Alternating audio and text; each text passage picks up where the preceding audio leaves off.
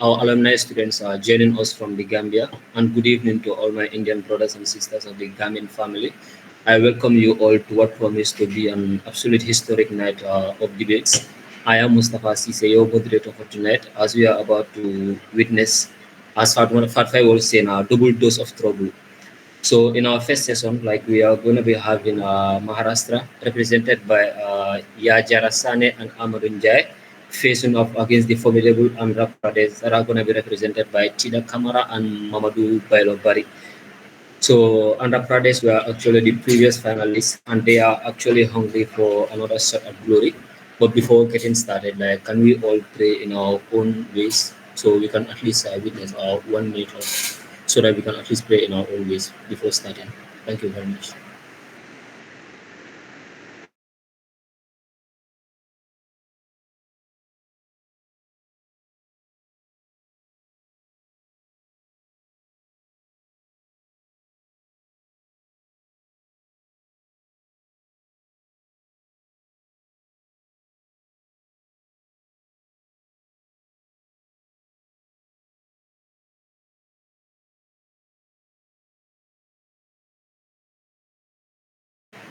Okay, I'm Yarabin. Almadu Albe Mutala.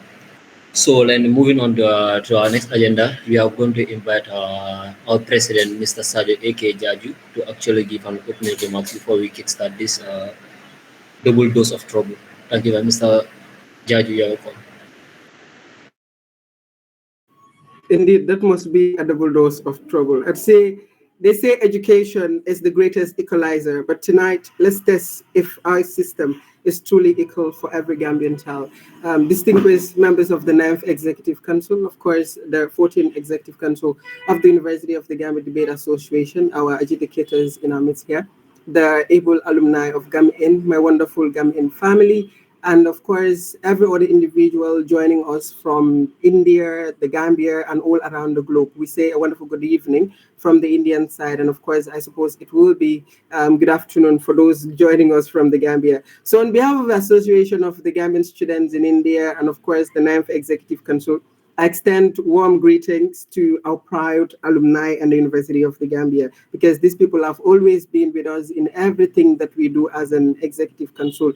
And I believe this meeting here today is actually a testament to that. So that being said, the stakes are very high as far as today's or tonight's encounter is concerned, because we're having states that are debating, and these states have been into the semis of the Gam-Ind Interstate Debate Championship.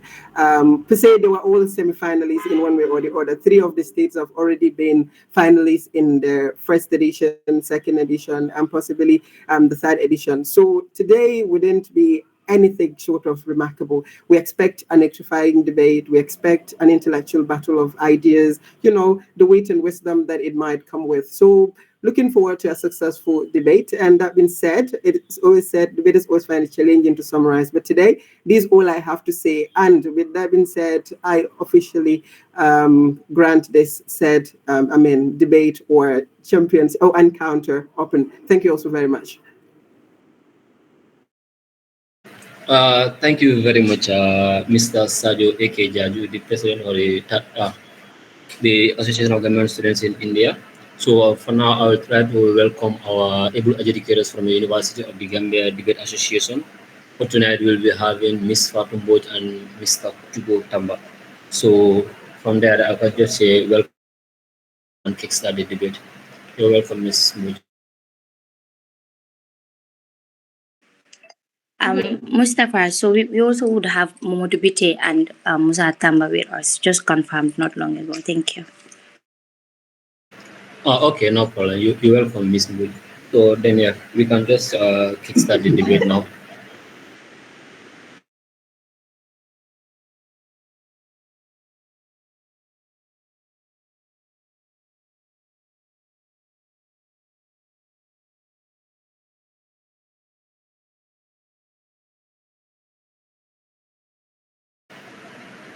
Miss Mbodj, if you are ready, then we can kickstart the debate because all the state representatives are already armed. Thank you very much.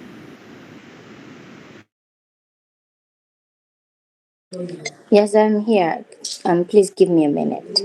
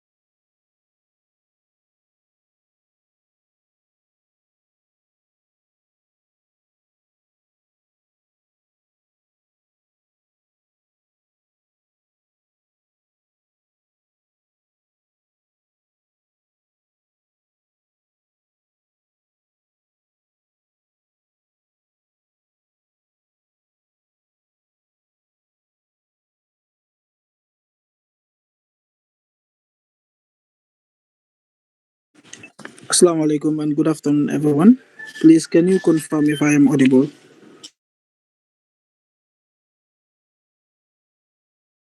Okay, thank you so much. This is Musa Tamba, and of course, one of the judges for tonight's debate, would I say, for those in India, and today's debate for those in the Gambia. So, we understand that there will be two debates, and this is going to be the first one. And debaters are going to debate on a motion. This house will make public.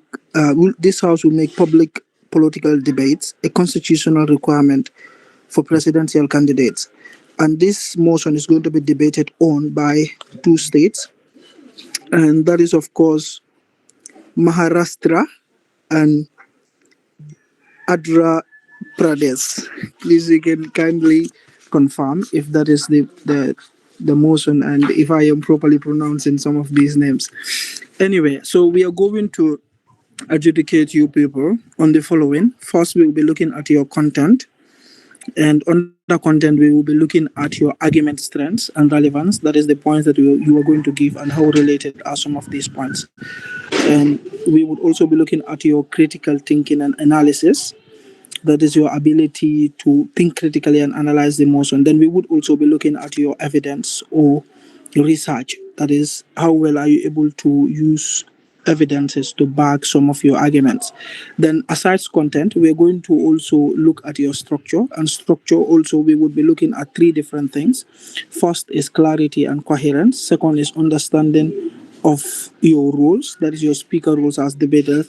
And third is the logical flow of ideas. And thirdly, we would also be looking at your rebuttals. For Prime Minister, we will be looking at the definition and your, how to call it, the parameters that you're going to set. And then for the other debaters, we would be looking at how well you're able to listen and engage with opposing arguments. We would also be looking at your point of information. Please, let's try and raise POIs. But if you are rejected, you can wait for the next 15 seconds, then raise another POI. And we would also be looking at your time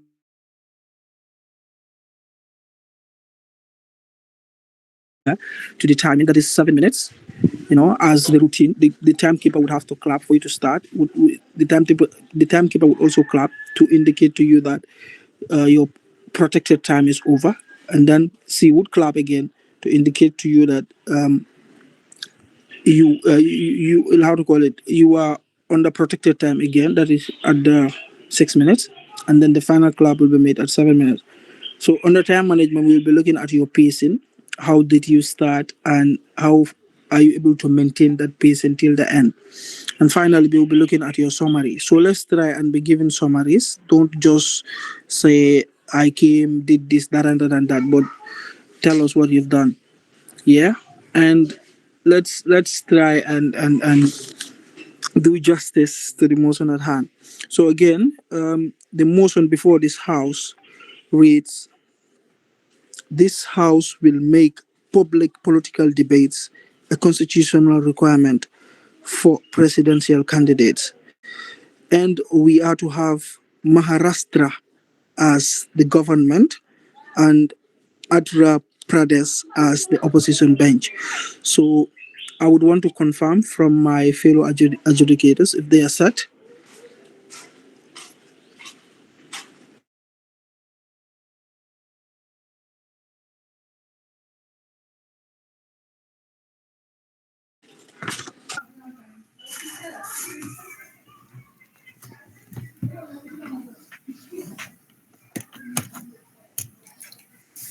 Yeah.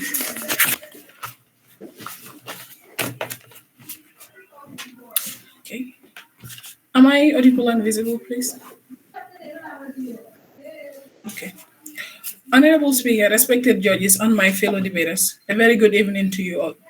As the Prime Minister of this Honorable House, allow me to give the structure of my debate. First, I will table the motion to this House, define the key terms, set the parameters of this debate, explain the implementation policies, present my own succinct points with backed by examples, facts and example, pre-review the points that might be that pre-review the possible points that might be brought forward by the opposition bank, accept POI in the fifth minute, then summarize, which after I shall conclude. Following the structure of my debate, I will first start by tabling the motion, which states this House will make public political debates a constitutional requirement for the presidential candidate. Next to the definition of the key terms found in the motion. First, we will go by public. According to Cambridge English Dictionary 2020, public means something open to or done in front of people. In this debate, it refers to the debate accessible to all citizens via media, live audience, or online platform. Next, we have political debate. The Oxford English Dictionary 2020 defines debate as a formal discussion on a particular topic. Here, political debates are structured discussion where presidential candidates present and defend their policies and answer questions from the electorate. Next, we have the constitutional requirement. Merriam-Webster 2019 defines it as a legal obligation. Merriam-Webster defines it as a legal obligation enshrined in a country's constitution that must be fulfilled. In this debate, it means that all the presidential candidates must at least make one public debate make one public debate to be qualified for an election. Lastly, for the definition of key term, presidential election. According to the UNDP Electoral Grocery 2021, these are individuals who met legal criteria to stand for the office of the president in the country.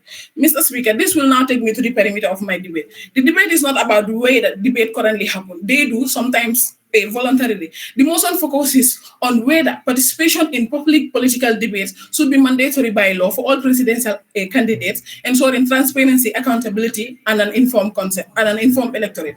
Speaker, this will now lead me to the implementation of the policies. To make this motion a reality, the policies will be implemented as follows. First, we have constitutional amendment. The constitutional amendment and electoral laws will be amended to mandate that presidential candidate participate in at least one public debate before the election. Secondly, you have frequency. At least one debate per election cycle. Each candidate should perform at least one debate per election cycle. The third one, still on the implementation policies. The third one you have debate accessibility. Debate must be broadcasted on TV, radio, and any online platform which electorates can hear from the independent candidates. The fourth one you have the neutral moderation. An independent body ensures fairness. And then the fifth one you have enforcement. Candidates who refuses to participate will be disqualified from the ballot, ensuring compliance. And the sixth one you have, the sixth and the final one for the implementation of the policies, you have the independent oversight. The Independent Electoral Commission will organize and monitor, ensuring transparency, impartiality, and fairness in the election, before and during the election. So this shows that the policies is a practical, enforceable, and it's measurable.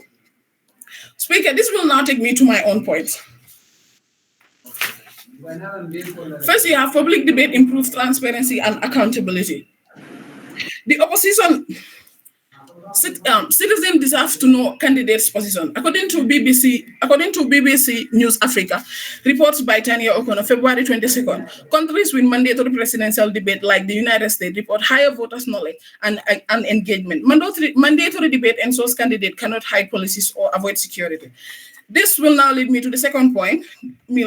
Debates empower voters to make informed choices. A few Research Center report by Michael Dim, October 3rd, 2020, found 71% of citizens who watch live debates felt better informed about candidates' position.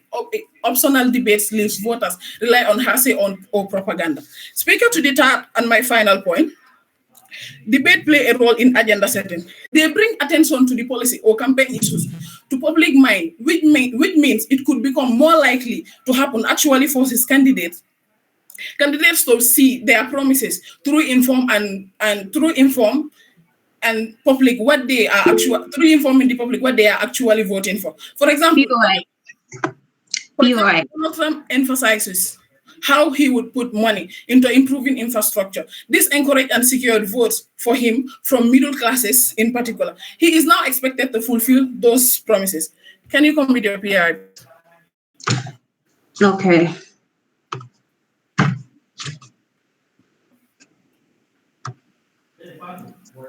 What will be the practical impact of this requirement? You said what?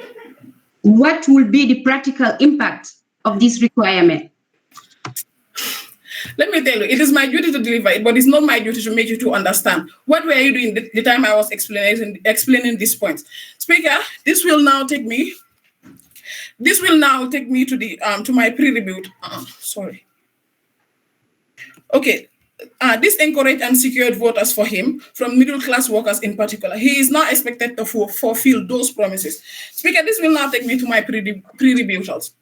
The opposition might say cause effect. Okay, cause effect at what expenses? Avoiding the cost of one debate while risking the election of an incompetent president. The small price of a debate is nothing compared to the cost of a bad leadership. Gambia is already indebted, so we as the electorate and the citizens, we have to do every possible thing to have a competent and a good leader for that matter. To the second of my pre-debater, they might also claim that debate don't change voting outcomes. True, debate may not always swing votes dramatically, but evidence from Ghana and Nigeria shows they increase political knowledge, tolerance, and issues-based discourse. In the Gambia, where 57% of voters are youth and turnout is 89%, even modest improvement in politics education have huge long-term democratic benefits. Honorable Speaker, this will now take me to the summary of my debate. I came before this House, tabled the motion, defined the key terms shown in the motion, set the perimeters, explain policy implementation, which are constitutional amendment, minimum standards, enforcement and oversight, presented 3 points, which are transparency and accountability, empowering informed voters, debate plays a role, and debate. The last one is debate plays the agenda.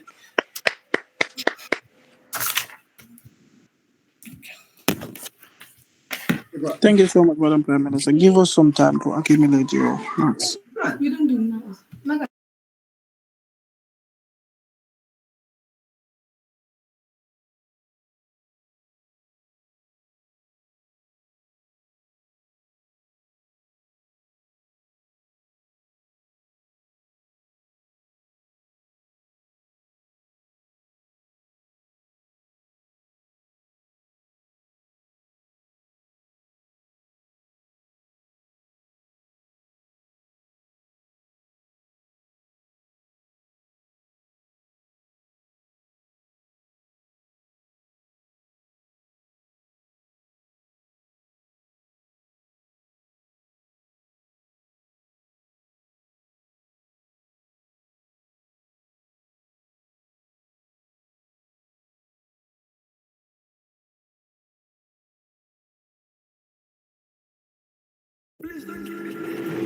This is a painful story.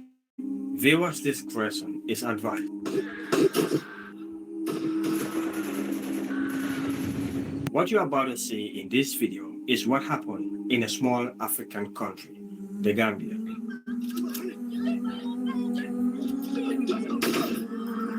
It was the moment the Gambia almost collapsed. What started as a political uprising became a nightmare no one could stop. Now, let me tell you a bit about the Gambia, the background of this story, and how all this chaos began. This entire landmass is called Senegal. Keep that in mind, as it will come handy in this story. On the left side of Senegal is the Atlantic Ocean. Between the north and the southern part of Senegal and the Atlantic Ocean lies a small, peaceful nation known as the Gambia, often referred to as the smiling coast of Africa. By the late 1970s, this peaceful nation was governed by a soft-spoken president, Sadauda Kairaba Jawara, a man who had led the country since independence in 1965. He was widely respected, but not loved by everyone. Beneath the surface of the Gambia's calm exterior, cracks has begun to show. The youths were frustrated. Prices were rising. Wages were falling. The people felt that the government was listening less and controlling more. In July 1981, with the president out of the country, the unthinkable happened to this peaceful nation, a coup d'etat. It would go down in history as one of the darkest and bloodiest weeks the Gambia has ever seen. A dark moment where children lay their hands on automatic machine guns, randomly shooting and killing people on the street.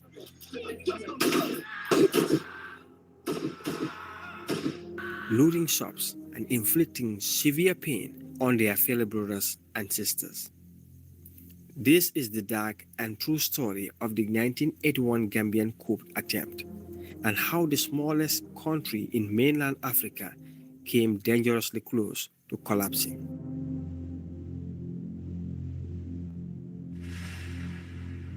In the years after the Gambia became independent, President Jawara's party, the People's Progressive Party, was in full control of the country. For a while, things seemed peaceful, but by the late 1970s, many Gambians were beginning to lose hope. The economy was getting worse. Prices kept going up. Even rice, the main food in most homes, became too expensive for many families. Young people had no jobs.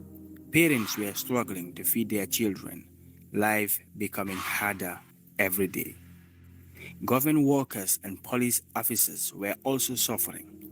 Their salaries were delayed or too small. Some had to wait months just to get paid. People began to strike. Protests grew louder. The public was angry and tired. Even the field forces, a special group of armed men trained to protect the country, was unhappy. They were not treated well. They lacked good training. They were paid very little. Many of them felt used and forgotten. Slowly, their frustrations turned into anger. The system was not working for them. The streets were full of complaints, empty stomachs, and broken promises.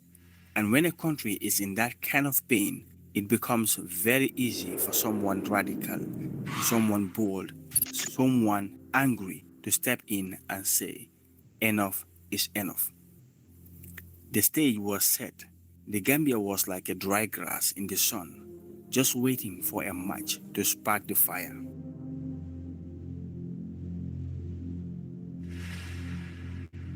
In the early years after independence, Kuko Sambasanya was like many other young Gambians, bright, hopeful, and full of dreams for his country. He grew up in the Upper River region and was known to be a clever and outspoken person in that region.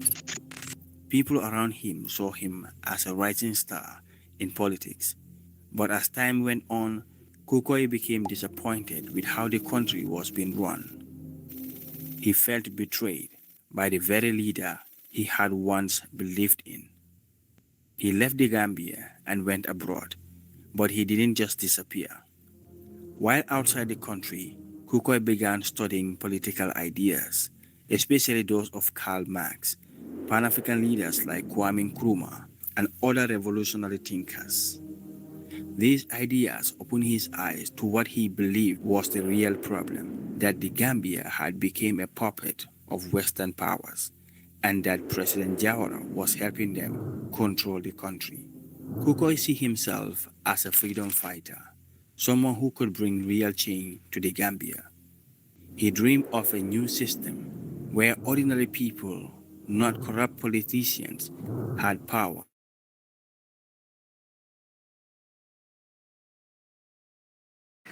Uh,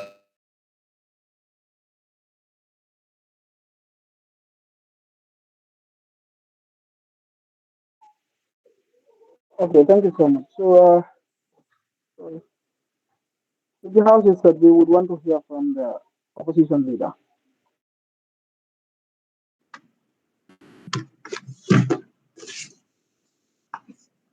Am I visible?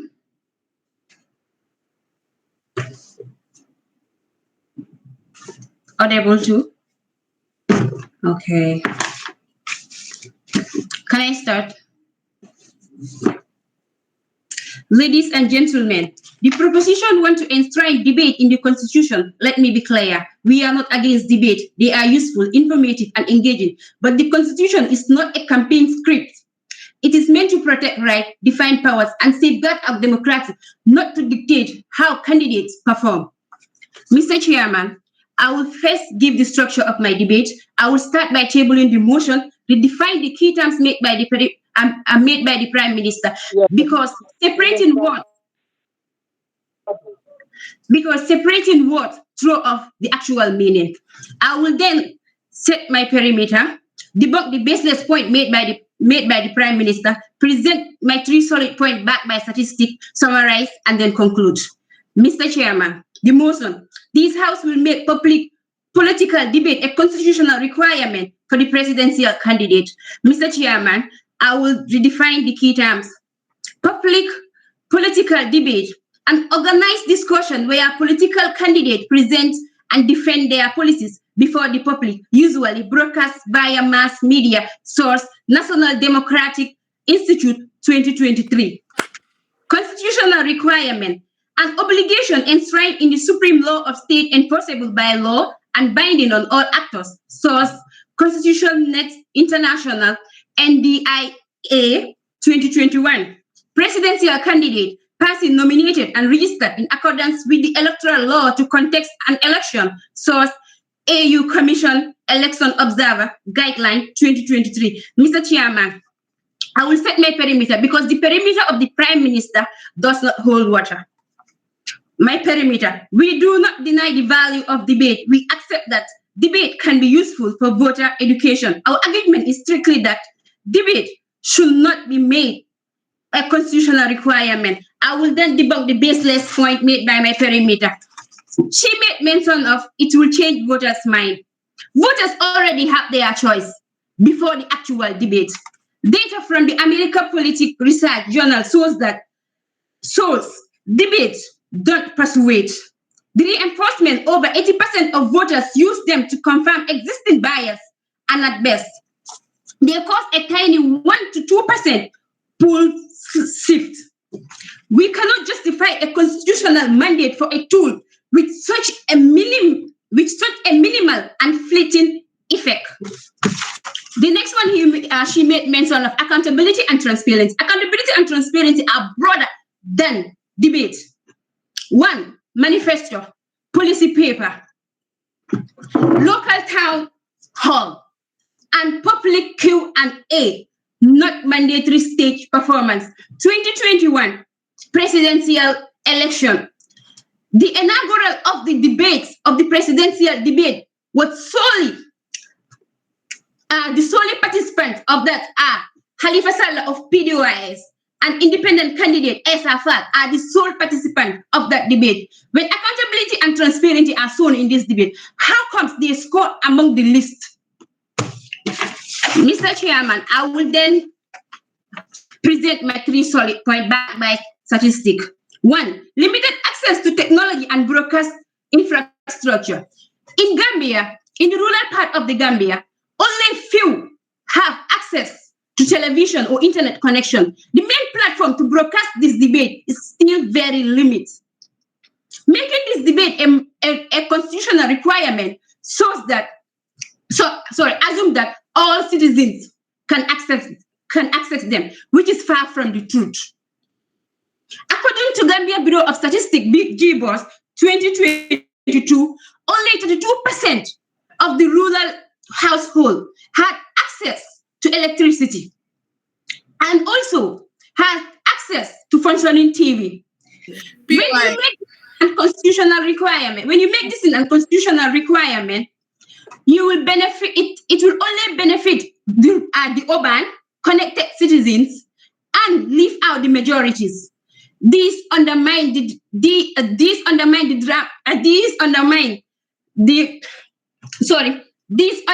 democratic principle of access to political information. Okay, you can go on. You mentioned debate doesn't matter. Okay, if debate don't matter, why did the civil society and international observers in 2021 push so hard to organize one in the Gambia? Excuse me, it is not part of the constitution. The countries that you mentioned, it's just a tradition in their country, not part of their constitution. I will go on my second point. Risks of legal confusion and election delay. Making debate a constitutional requirement introduce legal complexity. What will happen if a candidate refuses to debate, or if the debate is organized poorly? This should lead to legal battles and delay in election. In Kenya 2017 general election, controversy arose when some presidential candidates boycott the debate. Lawsuit follows, and there was confusion about whether the election should proceed. Source: The Nation Kenya. By making debate a constitutional requirement, we risk turning technical debates into national lawsuits. Laws will simplify election, not complicate them. My third point is focus from policies to personalities. Public debate, especially when made compulsory, often turn into performance context, where candidates focuses on attacking each other rather than explaining their policies or selling themselves to the voters. This will distract voters away from the real issue. A 2018 study published in the Harvard International Journalist of Press Politics found that during US and American political debate, only 60% of time was spent on personal attack or rhetorical combat, not policy proposal. If debate becomes constitutional requirement, candidate may prioritize state performance. This will be a talent show. And also, skilled debaters may present their weak policies, while genuine but media savvy will be penalized. Mr. Chairman, I will summarize my debates. I came before the House, gave an opening statement, gave the structure of my debate. First, I tabled the motion, redefined the key terms, set my perimeter. We do not deny the value of debate. We accept that debate can be useful for voter education. Our argument is strictly that debate should not be made a constitutional requirement. I debunk the baseless point made by the perimeter I made by my Prime Minister.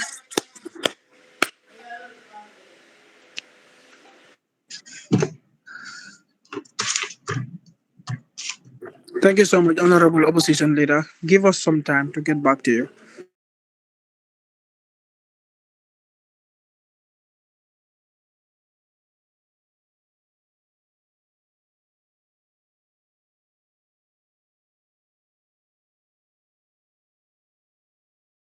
Poor African nations.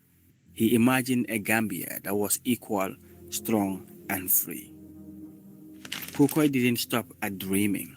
While still outside the country, he began building support. Quietly, he reached out to former soldiers, frustrated field force members, and other angry youths. Many of them felt forgotten by the government and believed in Kukoi's idea. He told them, "We can take this country back. We can fight for the people." Secretly, he began training and planning. He formed a small revolutionary group, ready to strike when the time was right. And as the pain of the country grew, hunger, joblessness, corruption, so did his support. Kukai was watching and waiting. The country was weak, people were angry, and Kukai believed now is the time.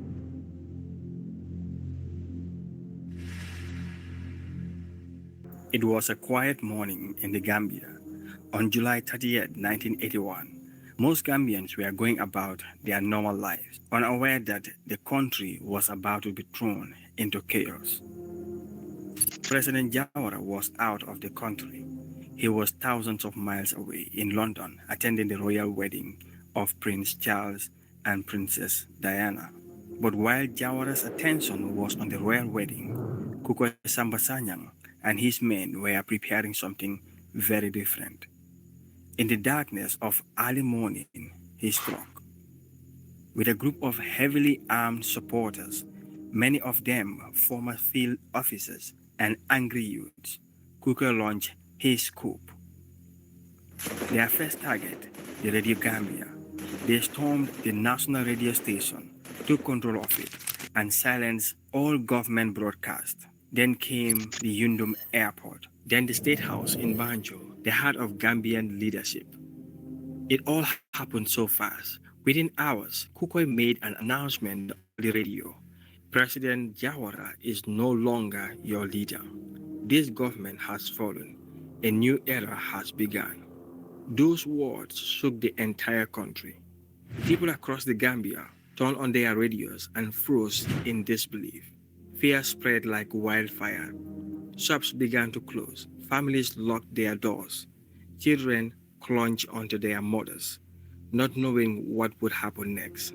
Kukoy declared himself the leader of a revolutionary council.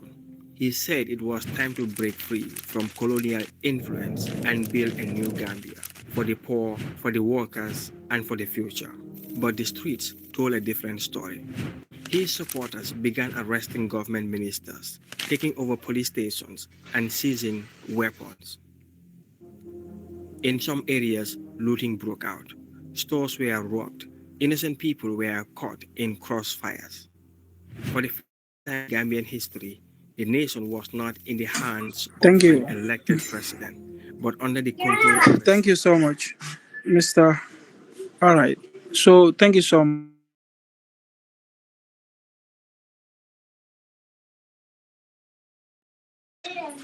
I would say, since we have almost only four speakers. So if the house is set, we would want to hear from the Deputy Prime Minister.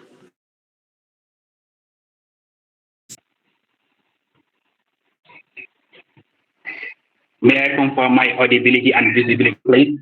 Use your voice. Your volume.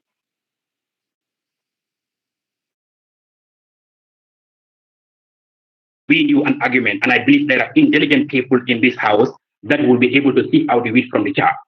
Honorable Speaker, editing educators and fellow debaters, good evening to you all. As Deputy Prime Minister, I also support the motion that this will make it a good candidate.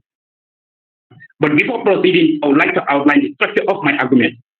First, I will debunk the baseless, clueless, and misleading put forward by the opposition leader. Then I will present the convincing, commendable, and undeniable facts that we are buttressed here by the Prime Minister. Then I shall give my own point to support the motion. Then I shall take POI in the 5th minute.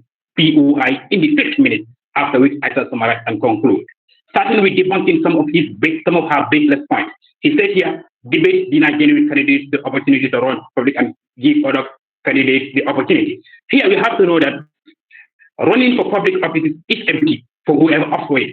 Therefore, the right of voters to informed choice outweigh the discomfort some candidates may feel. If candidate does not feel free with outlining its policies and answers some critical questions concerning their candidacy, then I believe such candidates do not deserve the vote of the public. He also made mention that debate leaders spectacle, not substance. I don't know where we are here when my Prime Minister was enlightening this house about the implementation of this debate. We have to give here to factual matters in order to slot in our point. My Prime Minister had clearly stated here that a constitutional mandate must include accessibility, enforcement, supervision by IEC, and neutral moderation. And and one another. So if these implementations are put into place, then there will be no room for someone and where candidates will be encountered one another.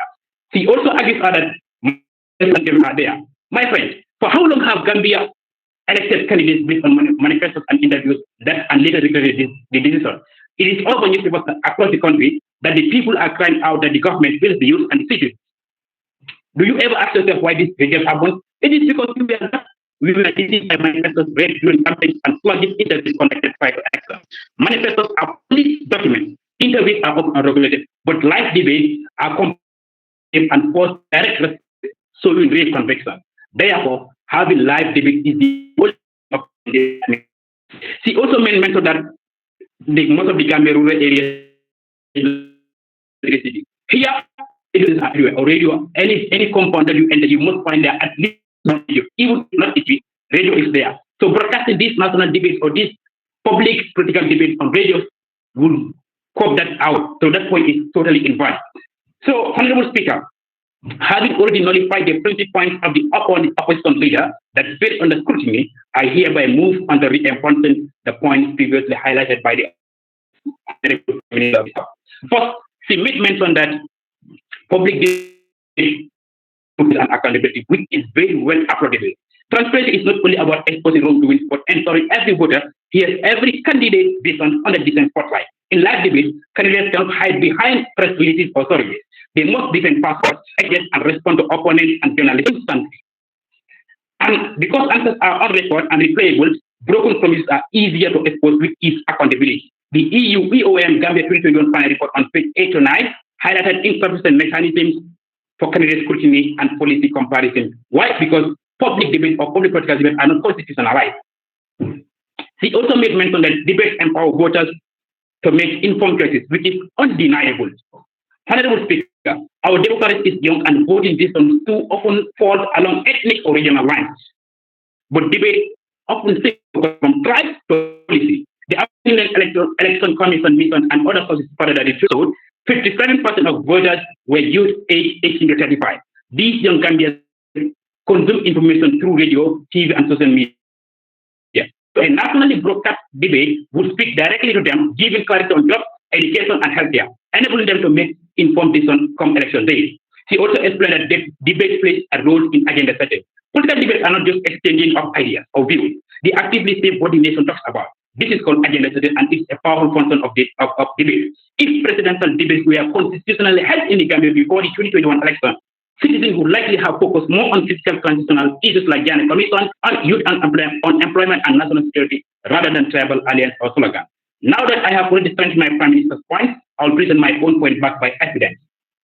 The first one, debate levels the playing field. Many independent and or smaller party candidates get little media exposed in the Gambia, but mandated debate and so equal for example, during the 2021 presidential race, several candidates to get visibility, like the likes of late Abdullah Ibrahim Jammeh. So debate will have forced media and patterns to them.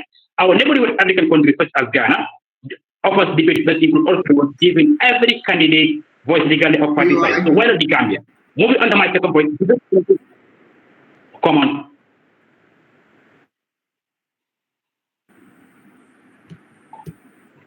Okay. Can you name Bogus POI? In a growing democracy, ask your POI or you keep quiet. Continue. POI, please.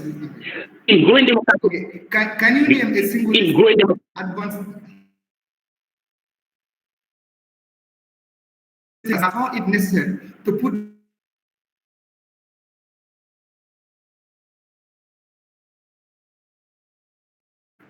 Thank you.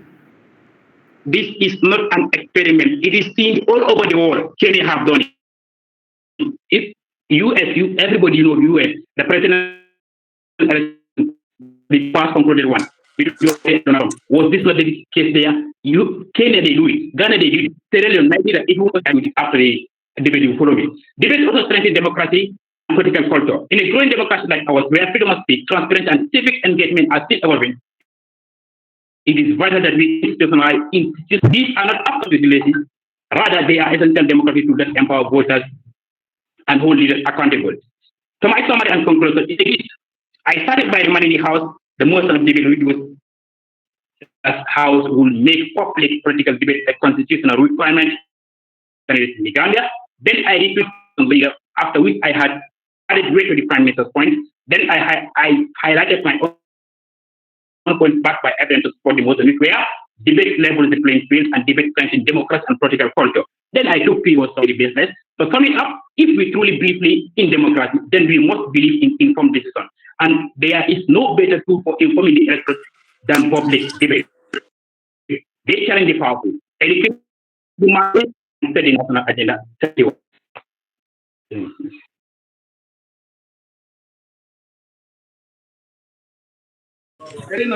Thank you so much, Honorable Deputy Prime Minister. Give us some time to out of your mind.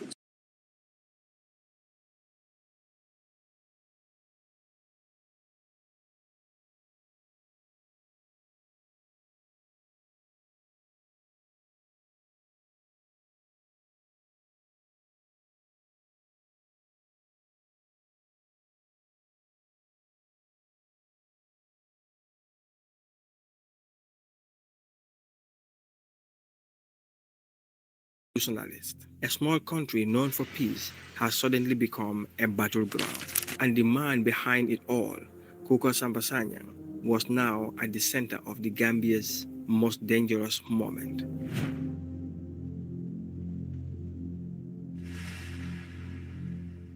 The coup was only the beginning. What followed was a storm of fear, blood, chaos, a nightmare the Gambia has never seen. For 7 long, painful days, Gambia was in complete chaos.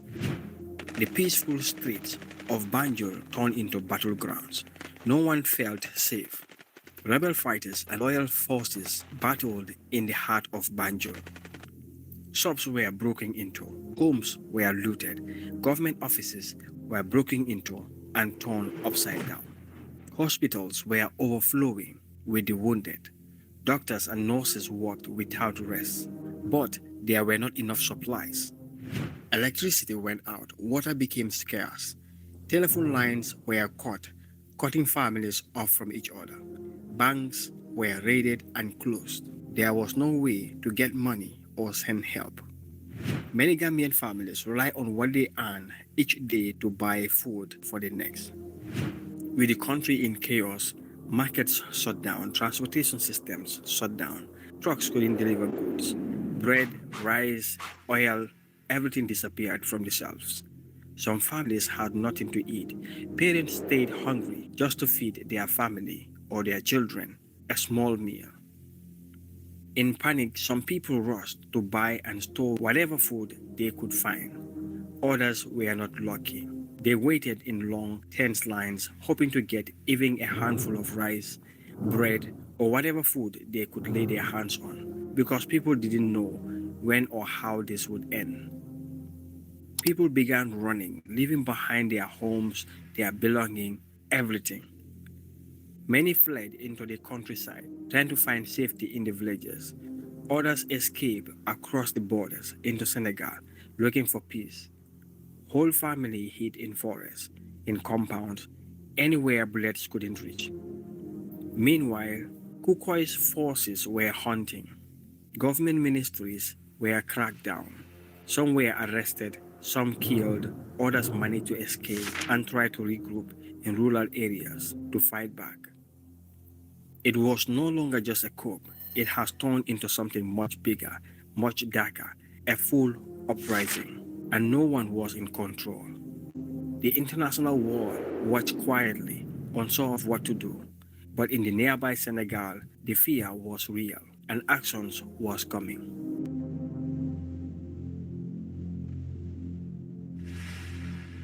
Far away in London, as the chaos unfolded back home, President Jawara was devastated. His peaceful country, once calm and quiet, was now on fire. He knew time was running out. Without delay, Jawara reached out to his trusted neighbor, President Abdou Diouf of Senegal. He pleaded for urgent military help to take back control and save the Gambia from complete Thank you. collapse. Remember earlier we said... Yeah, thank you so much, Abdullah Bao. So if the house is set, we are ready to hear from the Deputy Opposition Leader, as the final speaker. Am I audible and visible, please? Okay. Mr. Speaker, honorable members of this House, distinguished guests, we are here today to debate on a very important topic. This House will make public political debates a constitutional requirement for presidential candidates. Mr. Speaker, we on the opposition bench strongly disagree to this motion. As stated by my opposition leader, we are not saying debates cannot hold. They shouldn't be made constitutional. Mr. Speaker, allow me to table my structure. I will first start by debunking all the groundless points made by this government bench, strengthen the point of my opposition leader, give my very own point backed by statistics, give an alternative. I will summarize, I will then conclude. I will take one POI in the last minute of my unprotected time. Mr. Speaker, this government bench made mention of that. It creates a level playing ground for all candidates. Like seriously, I mean, this is mathematically false. Data from the US Federal Election Commission shows that the average cost of a successful presidential campaign is in billions of dollars, largely due to advertising. Giving this platform constitutionally to an unknown candidate with 1% is not leveling the field, Mr. Speaker. Moving on to their next point, they made mention of it is a tradition in advanced countries like the USA. Those this government bench noted, even in the US Constitution, there is nothing like public debating. It's not there. They just do it due to public pressure, not government force. Mr. Speaker, most importantly, look at the countries like Norway, New Zealand, and Canada, which are consistently ranked top full democracies, do not have constitutionally mandated debates. So I don't know what this government bench is busy doing. They are more of comedians. I mean, they also made mention of debates and show transparency. Really? I mean, the government claims that debates ensure transparency is a dangerous illusion, Mr. Speaker. True transparency comes from scrutinizing a debate record and policies, not a stage performance. Data shows that the opposition occurs, the opposite occurs. The University of Leeds found that in debates, candidates successfully evade nearly 40% of direct questions. I mean, they answer one out of two. So avoiding around 50% of the question, half of the question reported according to the Leeds study made by the Leeds University. So, Mr. Speaker, moving on to strengthen the point of my opposition speaker, she made mention of limited access to technology and broadcast infrastructure. Yeah. In the Gambia and most rural communities still rely on radio and word of mouth as their primary source of political information. The World Bank in 2023 reported that just 30.4% of Gambians have access to the internet, meaning 2/3 of our population could miss televised or streamed debates. Mr. Speaker, moving on to my next point, of my opposition leader, she made mention of risks of legal confusion and election delays. In a young democratic country like the Gambia, we already face delays and disputes over several electoral procedures. Imagine the chaos when a candidate misses a debate and lawyers rush to court. In 2016, the Venice Commission report that procedural doubts in election laws are one of the top causes of election-related court cases in emerging democracies. Moving on to her third point, my leader is very moving on to my third point, she made mention of focus shift from policies to personality. Yeah, my leader is very right, Mr. Speaker. Constitutional debates trade policy for personality. A Root Institute study found that when debates lead news cycles, over 70% of our coverage focuses on who won or who gaps, not policy. This is officially prioritizing theatrics over substance. We must reject this, Mr. Speaker. Mr. Speaker, moving on to my points. My first point will be based on cultural and electoral diversion. In the Gambia and many emerging countries, public political debates can unintentionally exclude certain segments of the population who are not familiar with formal confrontational debate settings. These formats often cater for urban, educated elites and distant grassroots voters who are engaged through local and informal political interaction. A 2022 Afrobarometer survey found that 60.2% of rural Gambians prefer face-to-face town hall meetings or community outreach over televised appearance when learning about political candidates. So, making debates a constitutional requirement risks leaving behind a significant portion of the electorate who prefer other forms of engagement. Moving on to my second point. Debate can worsen political polarization. Public debate often encourage candidates to attack each other, not promote unity, Mr. Speaker. In a politically fragile country like the Gambia, constitutionalizing such confrontation may deepen divisions and undermine national cohesion. In the Gambia, in 2022 post-election, a survey by the National Democratic Institute revealed that nearly 40% of voters expressed concern about increased political hostility during televised political programs and campaign coverage. Rather than fostering healthy competition and mandatory debate may aggravate tension, fuel bias, and distract from the real dialogue. Mr. Speaker, moving on to my last but not the least point, media manipulation and bias. In a country with weak media regulation like the Gambia, making debate mandatory will place too much power in the hands of these media outlets who might favor certain candidates. This undermines fairness and credibility of debates. A report by the Gambia Press Union in 2022 noted that state broadcasters gave 68% of political airtime to the incumbent party during the last election season. A constitutional mandate for debate will not guarantee fairness, Mr. Speaker. Instead, it could empower biased media institutions to shape political narrative unfairly. Mr. Speaker, I will then move on to give an alternative. We propose a better solution. Let us strengthen our institution instead of changing the constitution. Our alternatives are empower the Independent Electoral Commission to host voluntary forums where candidates can present their manifestos in details. The next one is encourage schools and communities to host town hall meetings and community outreach. Mr. Speaker, I will then move on to summarize. I have debunked all the groundless points made by this government bench. I have strengthened my leaders' points. I have given my points, which are cultural and electoral diversion. Debates can worsen political polarization. And the last one, but not the least, media manipulation and bias. And then I gave an alternative. Mr. Speaker, I will then move on to my conclusion. So, Mr. Speaker, we have shown this motion is unnecessary, unworkable, unconstitutional. It forces speeches, creates unfairness, and then most importantly, it invites legal chaos. Reject this motion. Vote no. Thank you.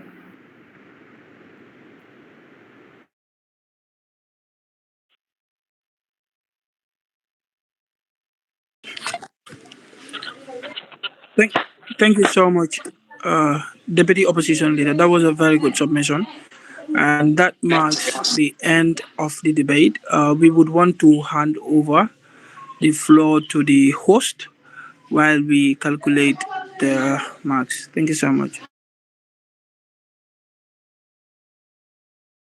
Okay, thank you, Mr. Tamba. So now we can actually open the floor to the general attendees for them to actually discuss on the motion while we give time to our adjudicators to actually calculate all the marks. Thank you very much. YS and others, you can come in now.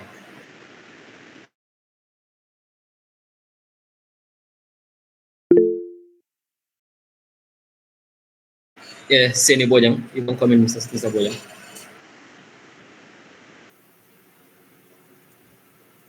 Am I audible? Yeah, sure you are.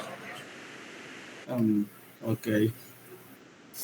Good evening, honorable judges, debaters, and my fellow participants, my fellow audience here. Interesting topic. I strongly support the motion that presidential debates will be made constitutional requirement in the Gambia. I just want to bring in a few contributions. During 2021 election, debate was organized, but it was not compulsory. You understand? So some candidates, which you know that they are not well prepared, refuse. While others participate, the likes of Halifa, Isafal, and others, they participate. So this denied most of the Gambians the chance to hear clearly what they have for us. So if debate was mandatory, at least every candidate will have faced the nation equally. Okay, debate, I will say, bring transparency. It forces candidates to explain their policies openly, not just through rallies or slogans. Citizens deserve to see who really has a solution issues like unemployment, health, and education. But that's what not is happening in the Gambia. Secondly, I will also the second point that I want to elaborate on is debate create informed voters. You understand? In 2021, those who watch the election debate will compare policies, but this was not all parties. Because this not all parties participate in the debate. We are not able to know who have a better policies for the Gambian people. Voters lack the full picture. So if a constitutional rule was there, this will guarantee every aspiring presidential candidate to participate fully, and their visions can be spotted out by people who are going to vote for them. Another point also I want to throw a small light on is about the issue of fairness, debate and so fairness. In Gambian politics, normally what we see, the ruling party usually dominate the media. They control the state medias and other medias in the media's fraternity in the country. So smaller parties are normally often unheard. So if debate was mandatory, this will have give them the same platform and strengthen our democracy, I can say. Finally, we all know debate promotes accountability. When leaders make promises in front of the nation, they can be challenged and reminded that of what they have said before. So, but Gambia, that's not what is happening. They will just come out and say whatever they want to say. Like they will say, in plastics, you can say anything as far as to convince people. And we don't normally challenge them. They just go to rallies and say whatever they have to say, and that is it. Not only presidential, but I think even National Assembly election and local government elections, we should have debate. They should come out and tell us what they have for us, not only to keep quiet. Thank you so much. Okay, thank you very much, Mr. Bojan. That was a very good insight. But my point is like even during I think the 2021 election, the debate, like the language they were actually using, they were all speaking in English, I can say. So what about those at the rural area whom you know that like they are not literate enough, they cannot even understand like what they are saying? Because debate has to do with like you come and sell your policies to people like this is actually what I have for you. But if you are speaking in a language whereby almost half of the country cannot actually understand what you are saying, then I think that that debate is more like baseless. Let me just say it, it's kind of like baseless. I think like for you to make debate something that you know that is a must, you need to actually come into play. Now you have to think like which kind of language are they going to use? How can they speak whereby the entire country can actually hear what they actually have to say? Because even the presidential rallies, you see through that if you come, for example, to you speak in Mandinka because 90% of the population here, they actually understand Mandinka. If you go to a different place, you speak in Wolof. But now, if you want to make it in a televised one, now they'll actually be like, that modernized way of doing it, let's do it in English. Your motive is like you want to actually reach out to the general population. But now, if you are using English now, for example, for the Gambia, my grandma cannot understand. So how can you actually like sell your policies to my grandma staying at Kurao Arafa, who cannot even speak in English? So that is actually the problem I have with it. Though actually, the points you mentioned, they are actually good. They are very very good. But like these actually these are both. If in India, for example, I was actually reading an article with regards to like President Narendra Modi, whenever he is giving like his speech, whenever he uses Hindi, those who speak Gujarati or those who speak Tamil Nadu or Telugu, they might not actually get 100% of the information that he is actually trying to portray to them. So this is actually my problem. If you are going to speak now to the general population, use a language whereby everyone can understand what you are saying. But if you are speaking in English, then I don't see any point in doing it. I think like we just go straight to the poll, we vote for whoever we feel like actually like it's actually selling something that we actually understand. But Okay. just to add up before you take another person, I think the point here is for the debate to be at the first place. So I think speaking in Mandinka or Wolof or whatsoever language all has to come when there's debate. When they go for their political rallies, they do speak in English, they do speak in Mandinka, Wolof or whatsoever. So the point here is if at all debate is compulsory, whether they are going to speak in Mandinka, English, Fula, that will come later. But what we should talk, what the debate is talking about here, the main point is there should be a debate that is compulsory within a political aspirant. That is the main point here. So talking in Mandinka or English, I think the moderators can facilitate that because when you go for a debate, you know you are not very fluent in English. They can go in Wolof or Mandinka. As we have been seeing, it has happened in some of the interviews with regards to president and some of the political leaders. So debate being in the first place, it's what is more important here. All right then. Yeah. Thank you very much. We give chance to others as well. Maybe like later we can discuss about it. Maud Louis, you can please come in, please. Yeah. Thank you very much, Mr. Moderator. But first, I'll just respond to what you said. There's another alternative because if you check our lawmakers, the Parliament of the Gambia, they don't speak local languages; they speak English. And at the end of the day, those are the people making the laws for us. So I don't see why language should be a problem. And another alternative is there. If language should be a problem, there can be translators. You know, after the debate, there can be translators where each language they can translate to each language because you cannot say in the Gambia that most of the population you will say okay they know how to speak Wolof or they know how to speak Mandinka. So you cannot satisfy everyone at the end. So the only solution that will be feasible. It's to use like the TRRC. The TRRC they use translators, so they can use translators after the debate to set it into different languages they want. Even in news, you will see that they will speak in English, but later they have a translator. So for that one, that should not be a problem. For me, my problem is the debate should stand because we cannot have candidates like just the 2021 election. People like Dr. Sivia, they will come and tell you people, if I win, I will tell the whole of Sukuta. Come on, how is that possible? Come on, tell us, how are you going to do that? Are you going to use the government's money to do that for us or what? So, these are things that at least your policies, people will have the chance to challenge your policies and you will tell us how best you are going to do it. The problem we are in right now is because of there is no debate. Everything Barrow promised us, he is not fulfilling it because nobody challenged the policies.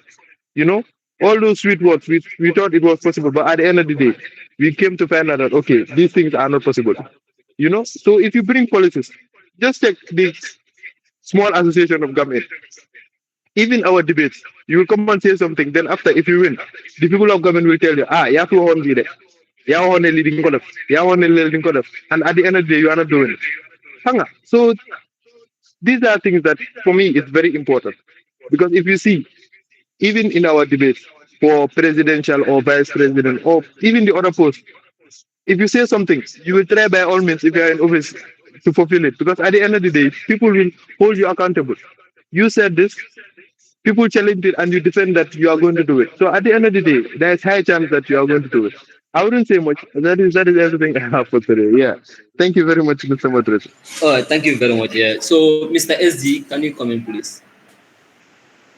Good evening to each and everyone here. First of all, I'd like to say kudos to all the members who participated in this debate. And then we're very thankful that this debate it's been really well contested.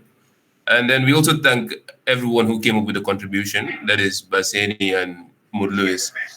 We've heard what Baseni said, and it's really, really practical. I just have a question to that because you made mention that in 2021, only 2 members or 2 political parties were a part of a debate.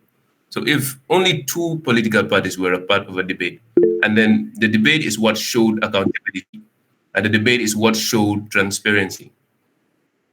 Those of the people that did not participate in debate did not give us any accountability, did not show any transparency. How come the people actually did not look into voting any of these members that came up with the proposals in the debate? How come those that showed accountability had nothing to do with the results of the debate? But those that did not show us any accountability, we decided to vote for them. What is this?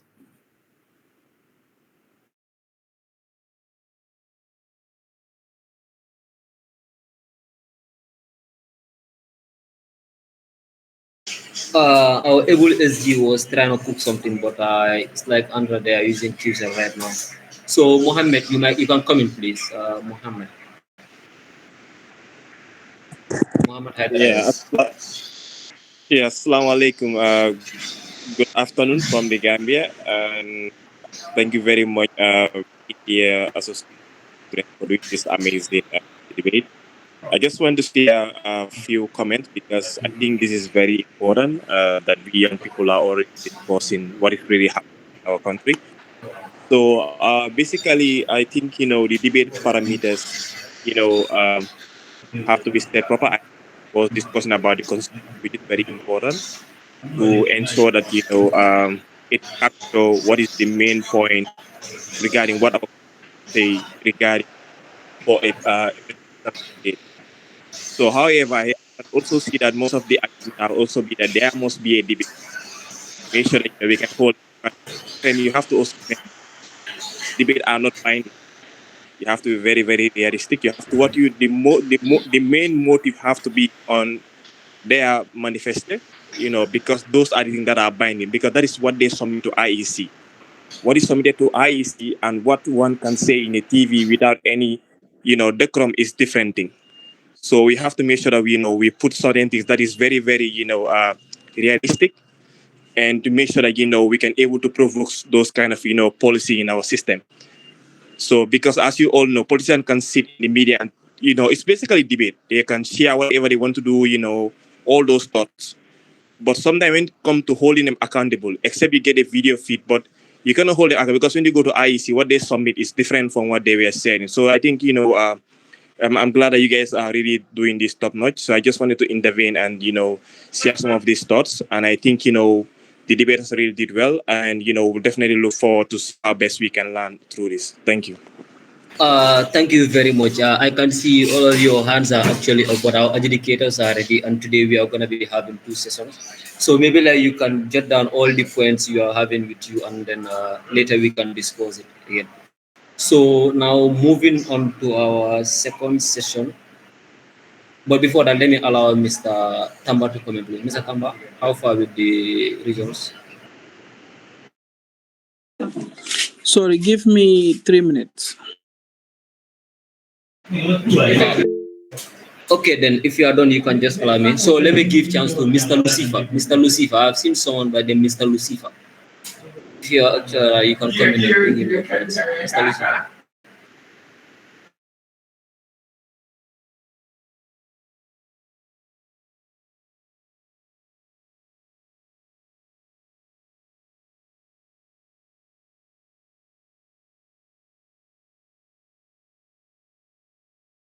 It's like we have actually lost Mr. Lucifer. Mr. Yaya Bojang, can you come in, please? Okay, thank you, Mr. Raden. Good evening to everyone from India. And then I would like to thank all the debaters.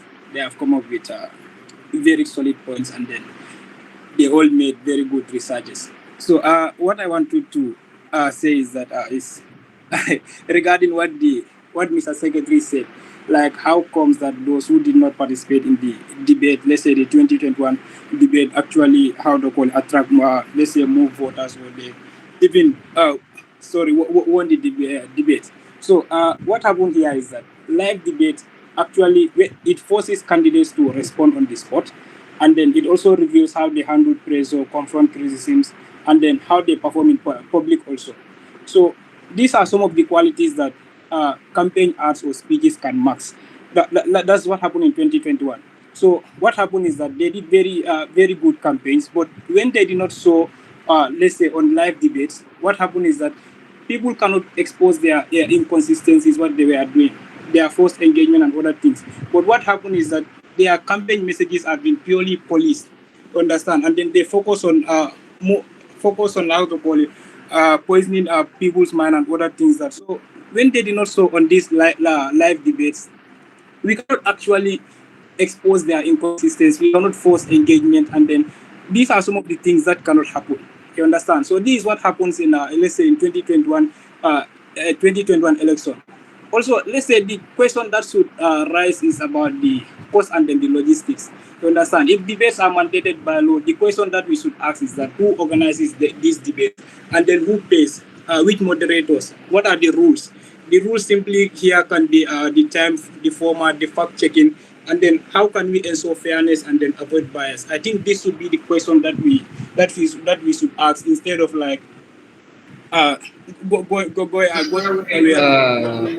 Mr. Bojan, sorry to cut you short. Our adjudicators are ready.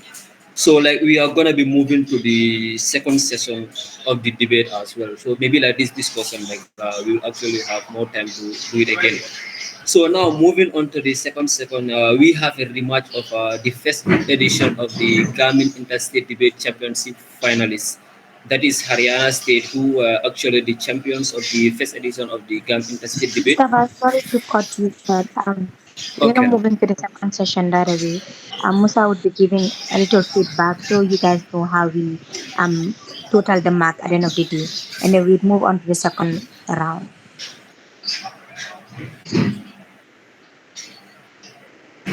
All right, then no problem then. Mr. Tamba can come in.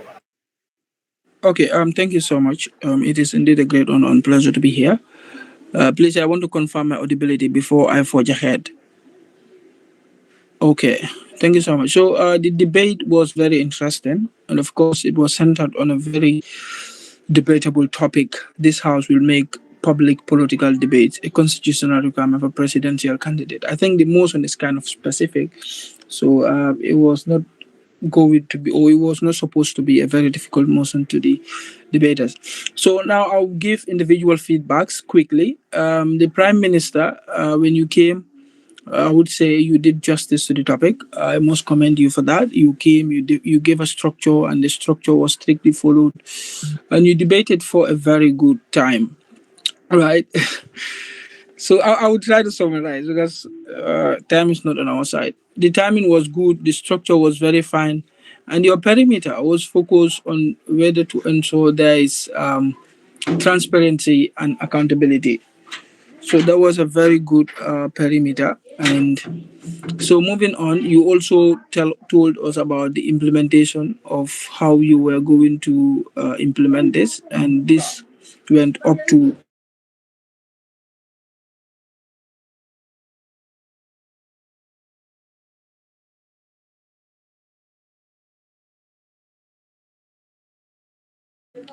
so that was very good of you. So, Honorable Prime Minister, and one thing that I noticed in your debate was while you were speaking, you were not relaxed. I must be honest. I understand the competitions are not easy, but I think you need to work on your pacing next time. So pacing is always important while you debate, because if you look at your time management, it is something that we take very seriously. So you were able to establish three different points, and I must confess that your points were well loaded with research and evidences.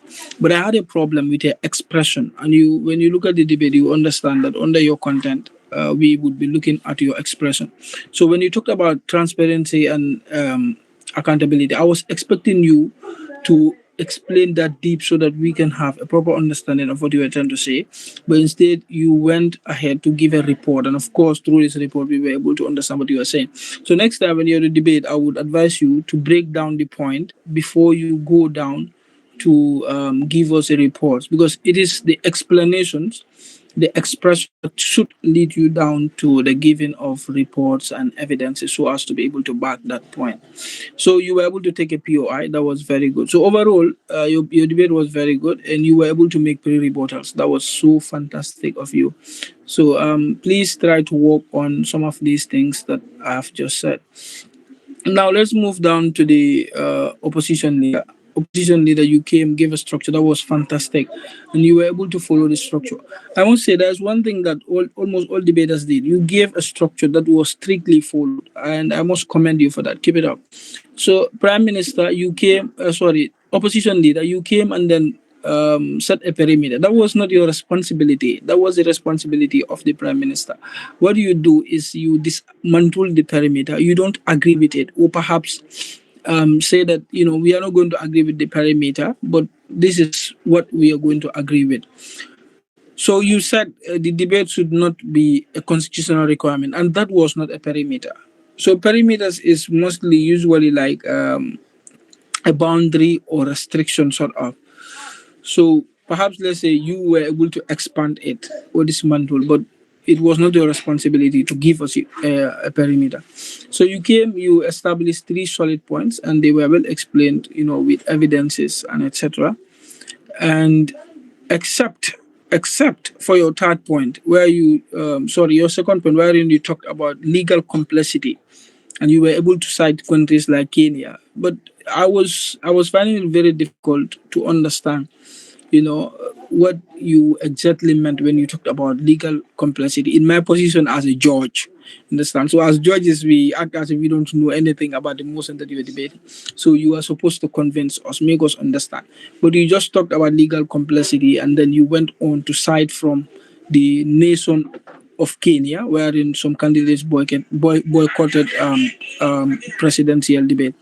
So that point was not well explained. I felt you could have done better to at least explain that point for us. And you took a POI, which was very good.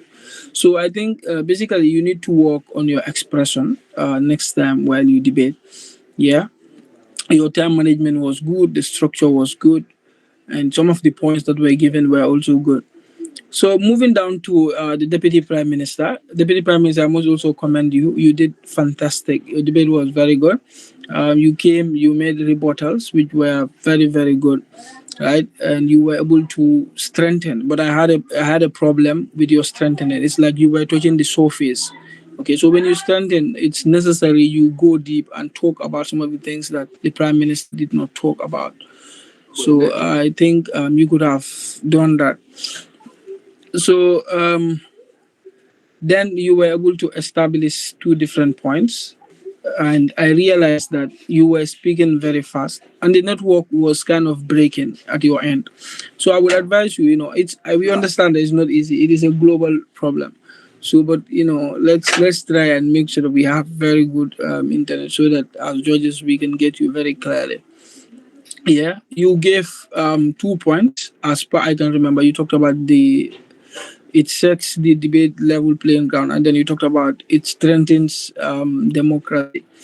So you also fought ahead to make rebuttals, right? Your rebuttals were very good, but the third rebuttal that you made was not, very strong, and I was not actually getting what you were trying to debunk, right? You also gave statistics wherein you talked about 30% of the people don't use social media platforms and they don't have access to electricity in rural Gambia. That was very good of you. So yeah, that was it for the prime minister. Sorry, that is deputy prime minister. So now moving down to the deputy opposition leader. Deputy opposition leader. I can say that you are one of the best debaters that I've listened to. Your debate was just top notch. Keep it up. Keep it up. So, deputy opposition leader, when you came, you gave a structure that was strictly followed. You made strengthenings. You made rebuttals. You strengthened, which were very good, and you were able to establish three different points. And then you were explaining these points to your you understand what you were doing. That is what I can say. Your debate was just top notch, and you were able to give us an alternative. So far, I think I missed the other debates. I was not here serving as a judge, but so far I think you were one of the debaters that I've seen, to give an alternative, and that was very, very good. So keep it up, and yeah, thank you so much for being with us. Time is not on our side. I wish I could go deep to explain some of the mistakes that some of the debates made, but we understand there's another debate that we are supposed to have. So yeah, thank you. Okay, thank you very much, Mr. Tamba. So if we are not going to be hearing from any more educators, then I think that we are going to move on to the second session of the Ghana Interstate debate. So okay, so we are going to be having a rematch of the first edition of the Gam-Ind Interstate Debate Championship Final that was contested between Gujarat State and Haryana States. So the Haryana State were actually the champions of the first round of the Gam-Ind Interstate Debate, and the second edition was actually won by the mighty Gujarat State. And now the stage is actually set for pure fireworks. Gujarat State is going to be represented by Basiru Chambe and Ahmad B. Jallo, while Haryana State are going to be represented by Maimuna Job and Abdurrahman Fati. So if the educators are ready, then I'm actually going to give you the button so that we can kickstart the debate. Thank you very much.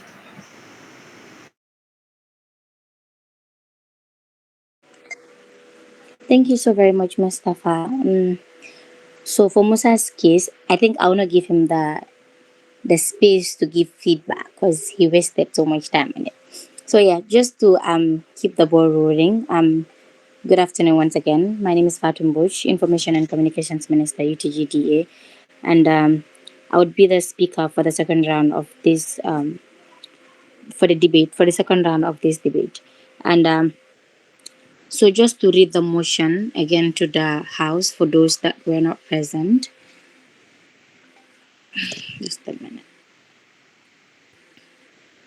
So the second round is for Gujarat and Haryana. Sorry for the pronunciation. That's something that I'm still struggling with.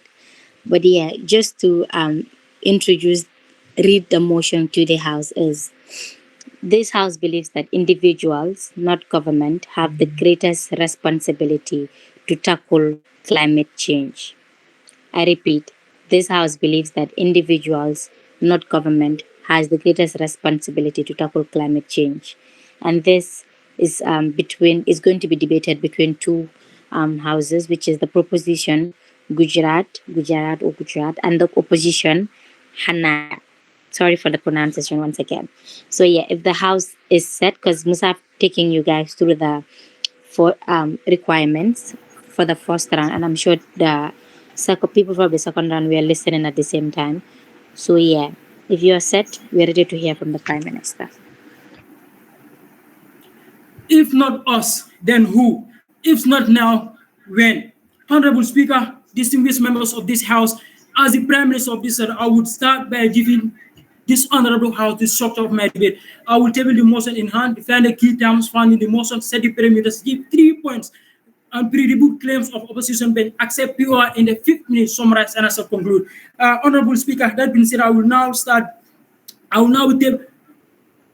Honorable Speaker, that being said, the motion I'll be tabling to this House today read, this House believes that individual, not government, have the greatest responsibility to tackle climate change, particularly in the Gambia. Honorable Speaker, now to the definition of the key terms. Number one, individual. According to the Cambridge Dictionary,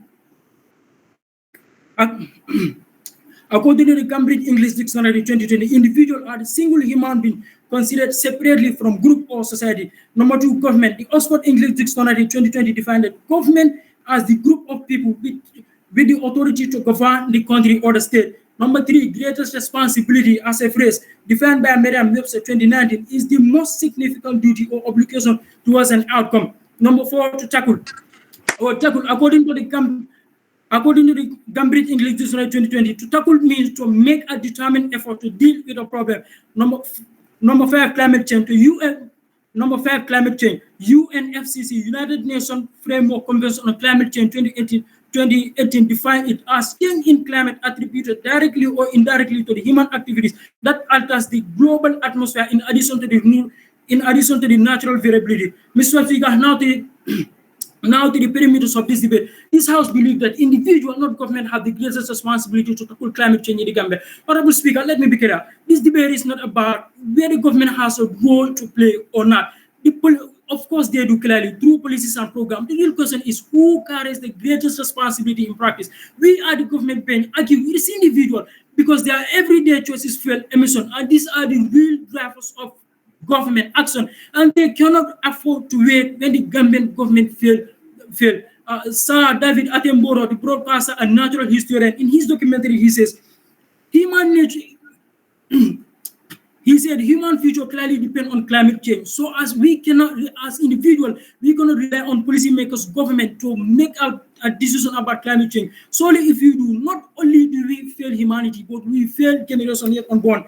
Mr. Speaker, that being said, now onto my points, Mr. Speaker. My point number one read, every Gambian choice drive the biggest emission. In the Gambia, climate change is less about industries and more about how people cook, how people farm, and how they use energy. According to the Standard newspaper, Aisha Tamba reported on 26 2020, over 85 Gambian households rely on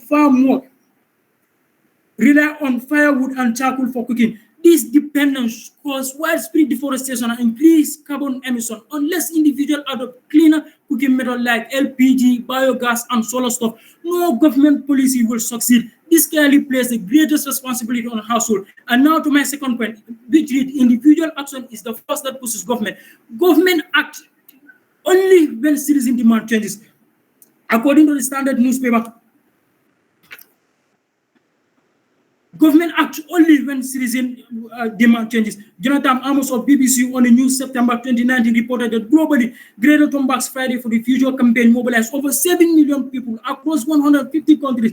In the Gambia, individual-led initiatives have pushed for solar adaptation and reforestation. According to the Federal newspaper on the June 2023, individual-led organizations such as STM Campaign Dream Green Initiative, Patriotic and Green Bajul movement are pushing towards tackling climate change in the Gambia. This shows that individuals are the true catalysts of actions. To my final point, Mr. Speaker, government failed, but individual cannot wait. The United Nations Emission Gap 2020 report that the government pledge worldwide still put us back on 2.7 warming, above safe level. In the Gambia, the Standard newspaper also reported that by Fadu Bojang revealed that the rural edifications still lag far behind in urban area, leaving many communities in the dark. But individuals are not waiting. They are installing rooftop solar, planting trees, practicing climate smart farming. This proves that individuals carry the heaviest burden to adopt and survive in the Gambia. And this what has done for my Prime Minister. This House believes that individual, not government, have the greatest responsibility for climate change. Farusila reported on the May 23 report, Rohima Liglo stood in front of thousands of Conjulian and asked, what else can we do as council after providing 3,900 compounds with dustbins and still we cannot maintain a safe clean city? This is not a government problem. We need attitudinal change for climate change. At this point, I will allow POY from my POY. Yes, you're welcome. 15 seconds already, you cannot come over there. So you can say, I give you a chance to talk, please. To my final point, since you are not ready, Gambian failed, but the government, if Gambian failed, strictly following the structure of my debate now, Honorable Speaker, we are pretty much sure that opposition will claim that government control policy and industries that bear the greatest responsibility. This House believes that it is individual, not government, that have the greatest responsibility. Mr. Speaker, that all being said, to the summary of my debate as a Prime Minister, I have tabled the motion in hand, defined the key terms found in the motion, set the perimeter, advance 3.1, every choice drive emission, individual push government, 3, individual cannot wait for government failure, and I pre-debuted 2 key opposition point, accepted POI, summarize, and I shall conclude. And to conclusion to that, I say, Honorable Speaker, members of this Honorable House, climate change is not abstract problem for the government. It is real, urgent, and shaped by people who are there every single day. Action matters. Household cooking with firewood, villages adopting solar, youth planting trees. These are the forces that make or break our climate fights. For this reason, we on the proposition bench proudly stand to say that this House believes that 100% believe that individual, not government, have the greatest responsibility to tackle climate change. Individuals, not government. That being said, Mr. Speaker, now my time has been up. I want to thank you so much for giving me the floor. Thank you so very much, Honorable Prime Minister. Please give us a moment to table the scores.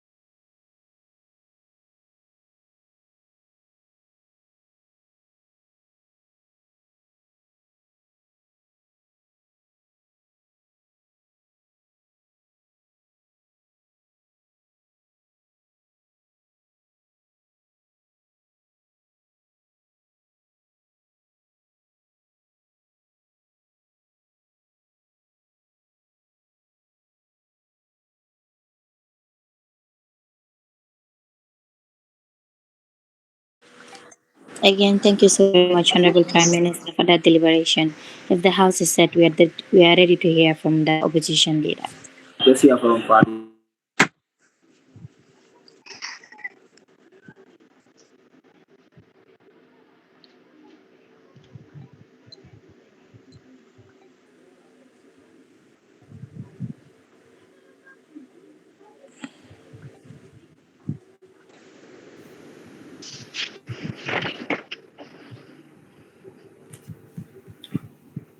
Am I visible?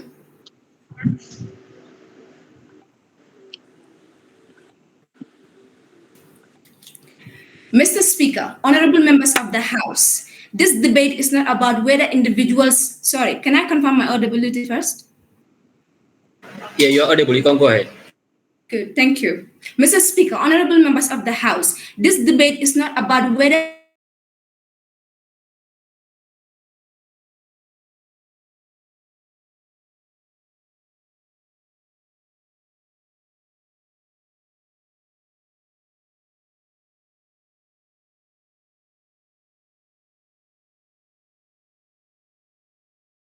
who have neither the power nor the tools to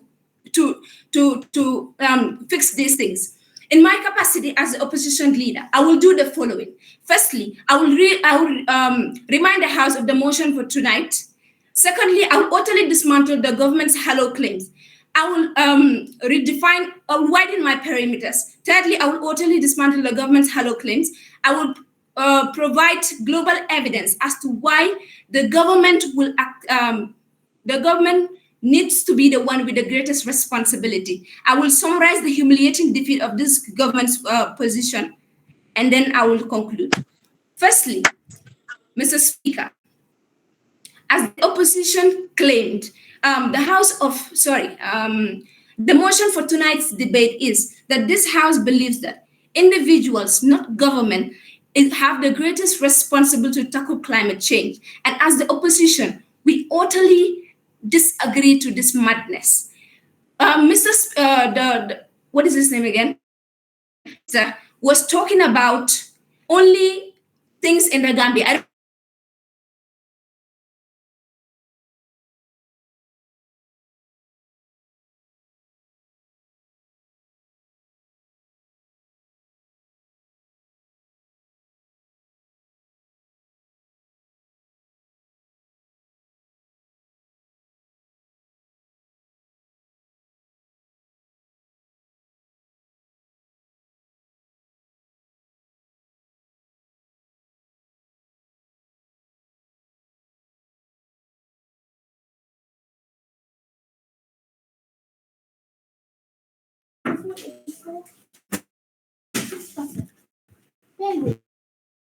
Sorry about that. I had a network issue.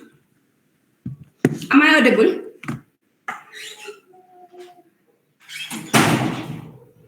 Hello? Yes. Yes, you are audible. Thank you. As I was saying, the Prime Minister only centered his argument on in the Gambia, but I am going to widen my points as this is a global level, like I said. Firstly, Mr. Prime Minister, I'm going to start by rebuting the pathetic attempts by the government to frame their argument. Firstly, they said individuals causes climate change through pollution. But need I remind? How can you determine a company's individuals' first one action to cause a whole global problem? Let me tell you that according to these people, how do you call it again? According to carbon report in 2017, it shows that just 100 companies, imagine, only 100 companies are responsible for 71% of industrial global emission. So how can only one individual's action, for example, how can an individual's action cause a global problem? How can individual action? The question is not accept POI in the next one. Yes, go ahead. the point I made is not individual. What I said is about individual in terms of country, not in one by one as you're saying. Excuse me, it's still the same thing. You're still mentioning individuals. And like I said, I am not going to center my argument only on in the Gambia. I'm going to rebut in the Gambia, which you said that they cause pollution. Please, I cannot accept your POI. They cause pollution. But in a global level, it has shown that 71% of pollution caused in the ozone layer is caused by companies and not individuals. You cannot say that individuals' action, for example, recycling is going to outweigh companies' problem like that. The second said that individuals use firewood in the rural areas. Yes, that is because they lack the necessary things. If the government was providing the necessary energy needed, they wouldn't have been using firewood. That is totally an issue to be looked into. Moving on to my points as to why the government is the one to be held responsible, Mr. Speaker. Number one, when we talk about laws, when we talk about law and rules, it is only, you will agree with me, the Prime Minister, it is only the government that has the responsibility to lay down laws that can help with the climate change. Individuals cannot ban carbon, nor can they stop oil drilling. Do you understand? So just looking at the Gambia itself, according to the UNFCCC, Gambia mentions that the Gambia has committed to a net zero by 2050, and that is a government policy, not an individual action. So that is supposed to widen your horizon, Mr. Man. The other point I will talk about is it's environmental justice. Mr. Speaker, honorable judges, you will agree with me that climate change hurts the poorest the most. So that is where the government must step in. According to international labor organizations, for a just transition, government's money and policy is required to refrain fossil fuel users. It's required to refrain fossil fuel users. And that is something that individuals cannot fund even in 100 years to come. My third point is going to be centered on international agreement.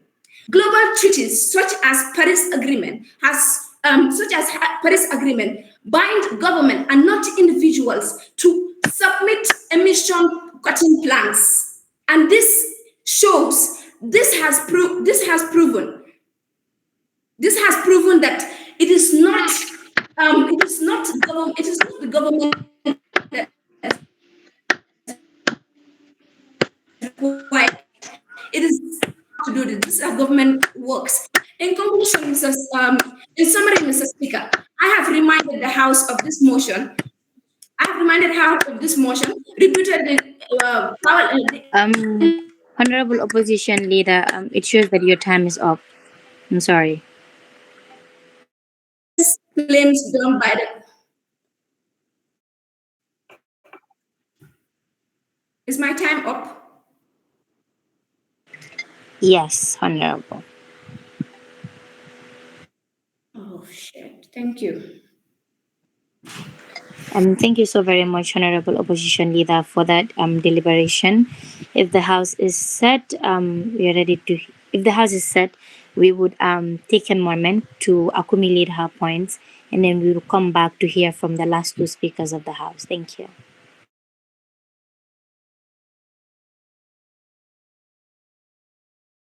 On all sides, except for the Atlantic Ocean. That geography became Jawara's biggest advantage. If anyone could help, it was Senegal, and they could enter the Gambia from any direction. Senegal too had reasons to worry. This coup in the Gambia could spill over into Senegal. Kukwai's words were fiery and dangerous, too similar to radical group movement that had caused problems in other African countries. Therefore, Diouf didn't waste time. He put together a plan. Senegalese army would intervene, not just to help Jawara, but to protect peace in the whole region. they could enter the Gambia with full force, crush the rebellion, and bring back stability. Kukai and his men weren't going to give up easily. As Senegalese troops began entering the country, Kukai made a desperate move. He and his comrades broke into military armories and handed out guns to young, untrained men on the street. Many of them were angry, desperate, and just excited to hold a weapon. Some treated the fighting like a video game, shooting wildly at anyone and anything. Fear spread even faster.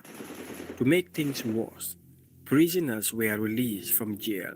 Some grabbed guns and joined the violence, killing anyone who got in their way. He kidnapped Jawara's wife and children, using it as a power bargaining chip. The chaos reached a new level. Fighting was no longer organized. It was madness. And into the madness, Senegalese army was now marching. And the battle to save the Gambia has now begun.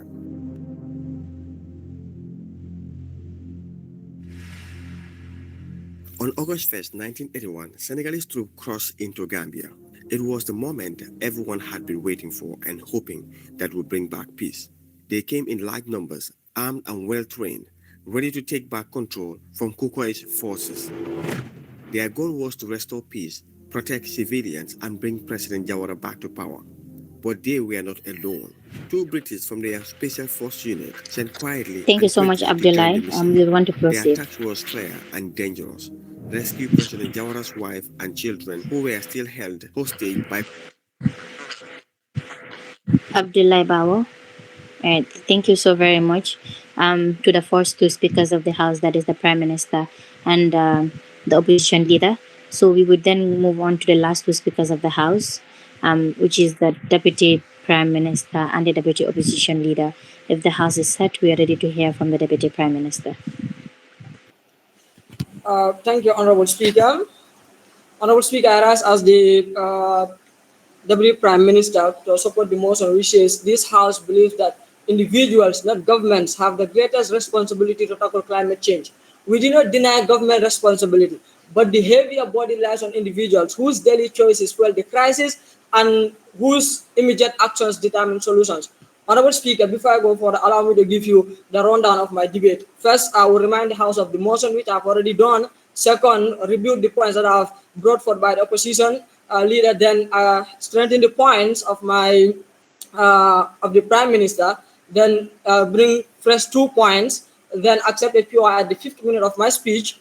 Then summarize, give a way forward, and then conclude. Honorable Speaker, going forward to my rebuttals, the Prime Minister or the opposition leader mentioned first policies, which is about policies, and this point have already been contributed by the Prime Minister. So, Honorable Speaker, I feel we are vindicated with regards to policies. When it comes to environment, justice, and time, or money or whatsoever, all these things come down to what? Come down to the individuals. If you are setting, you're talking about justice, you're talking about money. Are those money going to be given to the government or it? No. You invest it on the people. You sensitize the people. You teach them about environmental crisis and for them to adapt to a better or more friendly climate change. Honorable Speaker, when it comes to international law, as the Deputy Opposition mentioned, all those laws comes down to who? Comes down to the individuals. Those international laws are not set for the government. Those international laws are set for who? They are set only for the people to obey. And if the people does not obey the laws, they become nothing but mere words. Honorable Speaker, going forward to strengthening the points of the Prime Minister.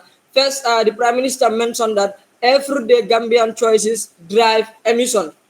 And he backed this in by quoting the Standard newspaper, which was reported by Isa Tamba on the 26th April 2023.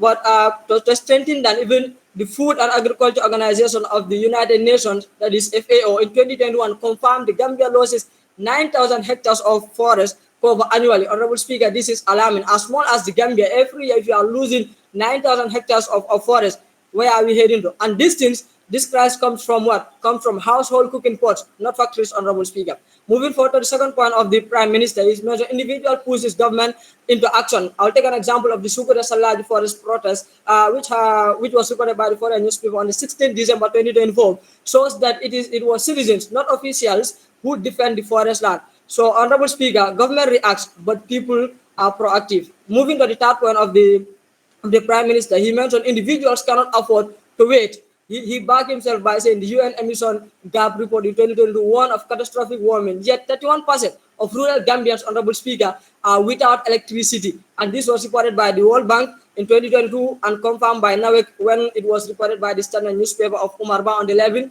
June 2025. Honorable Speaker, all these things comes down to one thing. Individuals have the greatest responsibility when it comes to tackling climate change. Government can set policies, but if the policies are not followed by the individuals, they become nothing but just mere words. And no matter how much the government spend in terms of money, it is waste when the people does not follow those things that they brought forth. So, Honorable Speaker, moving forward to my points first, plastic pollution is individual driven. This was reported by K. Mokanya of the Voice newspaper on the 11th October 2024 that 23,000 tons of plastic waste in 2021 only, with 75% leaking into the environment. Honorable Speaker, of course, we know already we have a policy ban of plastic in the Gambia of 86%. This has been reported by the Standard newspaper on the 7th September 2025.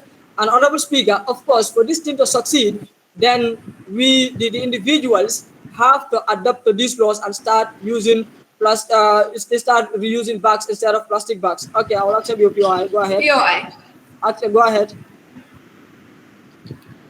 So I want you to tell this house if individuals are responsible for deforestation, who ensures corporations are held accountable for that mass deforestation? Okay, coming back to your POI, you're talking about when it comes to deforestation, energy.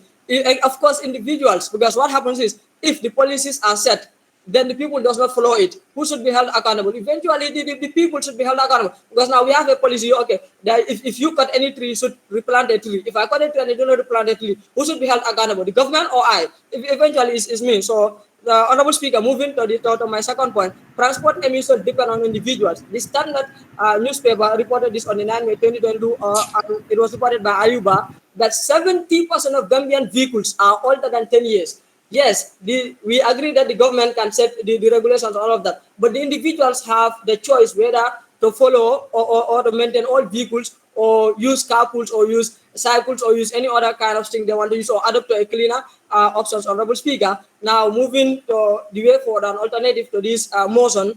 First, individuals must lead by adopting clean cooking, reducing plastic, and shift to sustainable transport. Second, communities must take charge of tree planting, rooftop solar, and climate smart farming. The third point, Honorable Speaker, government may provide frameworks, but only people turn policies into reality, Honorable Speaker. Moving forward to my summary, tonight I've reminded the House of the motion that rebutted the 3 points that have been brought forth by the bench, which was policies, environment, laws, and justice, and international law. And I also strengthened the points of the Prime Minister, which is about everyday choices driven by emission. Individual pushes government into actions, and the third, individuals cannot afford to wait for the government. And of course, Honorable Speaker, I also added fresh 2 points, that is about plastic and transport. And I also accepted a POI and also answered the POI. I gave a clear word for it. Honorable Speaker, in conclusion, climate change in the Gambia is not abstract. It is cooked in our kitchens, dumped in our gutters, and driven on our roads. Individuals are the frontline actors. They create most of the problems. They push governments into actions, and they innovate where government fails. This battle will not be won in State House, Honorable Speaker. It will be won in our kitchens, our compounds, and our daily choices. For this reason, Honorable Speaker, I urge this House to support the motion. Thank you.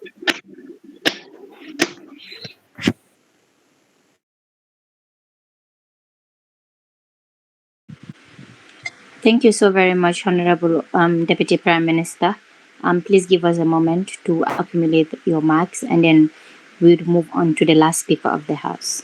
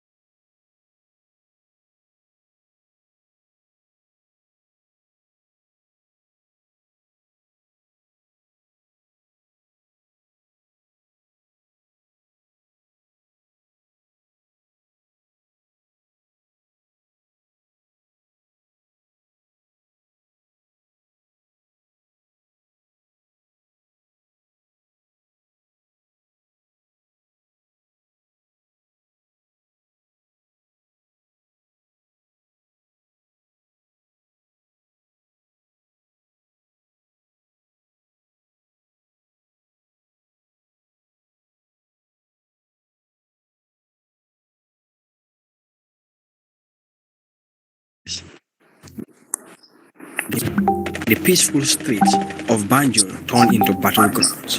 No one felt safe. Rebel fighters and Thank loyal you, forces Moses. We're done. battled in the heart of Banjul.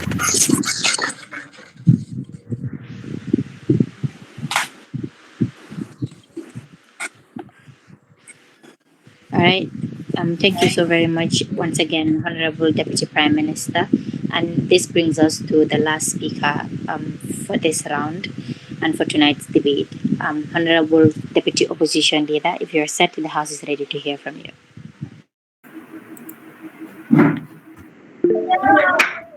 Am I audible and visible?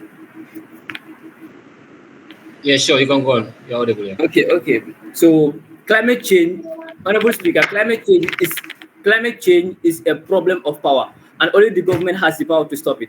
In my capacity as the Deputy Opposition Leader, allow me to give you the structure of my debate. First, I will start by tabling the motion. In the House.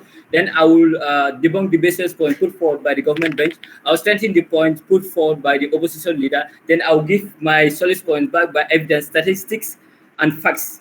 Then I will give an alternative to summarize and conclude. So, Honorable Speaker, to remind the House of the motion, which says that individuals, not governments, this House, which says that this House believes that individuals, not government, have the greatest responsibility to tackle climate change. So the government bench come forward with baseless arguments that have no facts. So first of all, the Prime Minister argued that the government in the Gambia we have old vehicles and gave out statistics about 70% we have old vehicles and transport.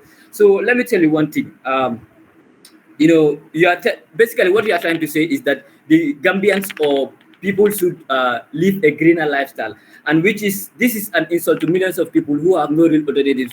We all know in the Gambia the poverty rate. We know that in the Gambia the poverty rate, according to the World Bank, in 2020 the poverty rate of Gambia reached 53.4%. So how can you tell those people that go and use greener alternatives, go and use other things? So that's, you are insulting them, Honorable Speaker. So that is not right. So calling that a choice is just like telling a drowning man to swim whilst you have tied his hand. So that is totally baseless.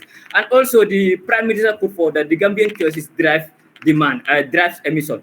That is totally baseless because the demand of the people is organic. It's not manufactured. In fact, demand is shaped by law, structure, and subsidies. So, Honorable Speaker, the government's arguments collapse under scrutiny. Their case is not responsibility, it is abdication. So, moving on to strengthening the point of the Honorable Opposition Leader. The Honorable Opposition Leader mentioned about laws and rules. So, Honorable Speaker, let us be clear. We know that in the Gambia and in the world, only governments can legislate, regulate, and fund systemic change. So, which this climate change is part of. So, citizens or individuals have no right, or they cannot pass any binding laws. So this is very, very clear. It's very, very clear. Now, second point that the opposition leader mentioned was addressing environmental justice. So, Honorable Speaker, pushing the greatest responsibility to individuals, it punishes the poor. It punishes the poor while the corporations profit from it. So, as the opposition Prime Minister said before during her POI, that according to the CDC report, 100 companies, they contribute to over 70% of emissions. So how can you put that blame on individuals? So that is totally baseless. That does not simply hold water. That argument does not simply hold water. And this point is very, very strengthened that the opposition leader gave. So moving on to the third point that was given by the opposition leader, which is enforcing international agreements. Honorable Speaker, climate change is not a local problem. It is an international problem, and only governments can enforce international agreements, just like the Paris Agreement in 2015, which requires governments to submit nationally determined contribution NCDs. So we don't have individuals there to submit all those stuff. So yeah, moving on to my own points now. My first point is national policy works faster. So it is not a surprise that it is not a surprise. Okay, you can come. Okay, if you talk about policies and laws, who are they set for? Can you answer that? Policies are set for people. The government is the one who set policies that is going to guide people. People are going to follow that. And government, if people don't follow it, they put on laws. For example, when you talk about the smoking, when government bans smoking, it put their penalties. So if you smoke, you are going to like be taken to court or taken to jail. So that's it. So now moving on to my point, national policy works faster. So it is not a surprise that national policy achieved more in years than individuals could indicate. So let me give you an example. The UK is an example. The UK cut coal from the main use cut coal as the main electricity the UK cut coal as the main electricity use from 40% in 2012 to less than 2% in 2020 to less than 2% in 2020. So this is a proof that a single government policy can reduce emissions that years of individual campaigns cannot. So and also the International Energy Agency highlighted that according to its report in 2023, that is the net zero map report, it estimates that over 80% of global emission reduction by 2030 must come from government-led measures, not individual action. So moving on to my second for honorable speaker, which is public education and awareness. So we know that this is a global crisis and we need people to be aware. So this is where government comes into play. We acknowledge that while people can learn on their own, but government can run national campaigns. Governments can run national campaigns that will educate people or change their behavior. So let us take Japan as an example. So this is according to the Wikipedia. This is where I get this source. According to Wikipedia, so the national campaign Japan School Beast, that is how the national campaign is called. Japan School Beast, which was initiated by the Japanese Ministry of Environment. So this campaign encouraged people to wear or workers to wear lighter clothes during the summer to reduce air conditioning use, right? So and this campaign was very successful and it was able to change the behavior of people. So moving on to my third point, which is leading on the global stage. So climate change needs a worldwide cooperation. So when climate summits like the ones organized in UN's annual summit, they require governments, not individuals, to attend. So moving on to my alternative, honorable speaker, the government must legislate binding carbon targets. The government must legislate that, and they must also regulate corporations and redirect fossil fuel subsidies towards renewable industry. So moving to summarize my debates, I came before this house, tabled the motion at hand, debunk the baseless points put forward by the government bench, strengthen the point of the opposition leader, give my own point, which were national policy works faster, public awareness and education, and leading at the global stage. And I gave an alternative also, which was rooted in law, infrastructure, and subsidies. So to conclude, honorable speaker, climate change is the greatest challenge of our era, and governments are the one that must steer us to safety. So putting the greatest responsibility on individual is just like asking passengers to bail out a sinking ship while the captain sleeps. So that is the end of my debate. Thank you all. Yeah.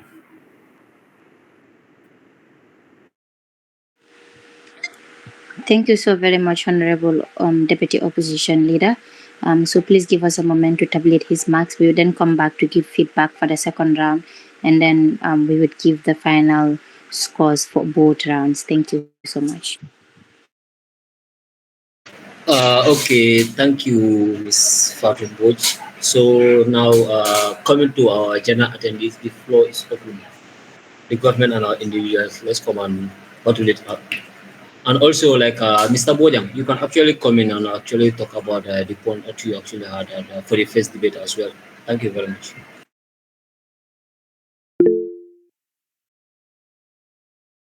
Yeah, Basini, you can come in.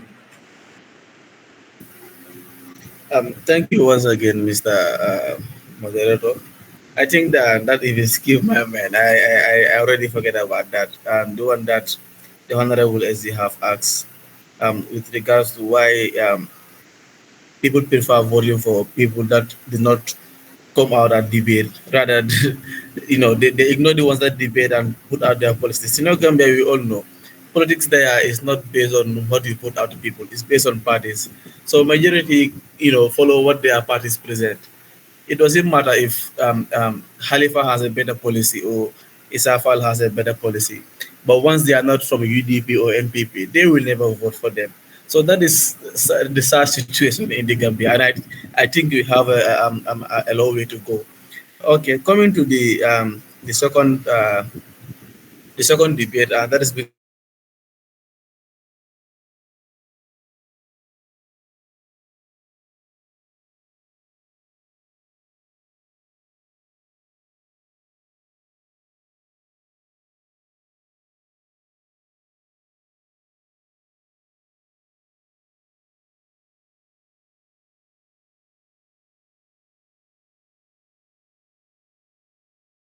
they cannot succeed without the right attitudes from respective individuals in the country. For example, the government may ban littering, but if people still throw plastic bottles in the street, which we have been seeing around Serekunda, you know, you buy an ice, you drink it and throw it away. Turntable during the rainy season, everywhere is filtered with plastic bags. So, you know, it is the personal attitude of each Gambians that matters to me. Whether we choose to recycle, plant trees, you know, or simple dispose waste properly. Okay. Secondly, many of the causes of the climate change are rooted in our daily habits. In the Gambia, practices like rubbish burning in our compounds, you know, cutting down trees for firewood or use old polythene vehicles all contribute to environmental damage. You know, changing these behaviors do not require waiting for the government. It requires our individual activities. Another point that I think we need to know that is government moves slowly, but individual can act immediately. Okay, if every Gambian household planted, let's say, just one tree a year, just imagine the forest could have restored in 10 years. If every family reduce the use of plastic bag, you know, our beaches and our rivers will be cleaner because we've seen the Sunday beaches and the like. When you go there, people litter everything. We eat our apples, you know, our grill, everything. We litter them and in the beach, and we find our way. And the government is not there to correct those things. These are things that are going to affect our rivers in the long run. Finally, climate change is not only about policies; it's about mindset. You know, a careless attitude destroyed the environment, but a responsible attitude build a sustainable future. Government, they can only guide. It is individual who must live the change every day, I believe. For these reasons, our daily habits, our immediate choice, and all of the above that I have mentioned, I support the motion that individuals hold responsibilities to tackle climate change. So let's change our attitude and let's protect our beloved Gambia. Thank you.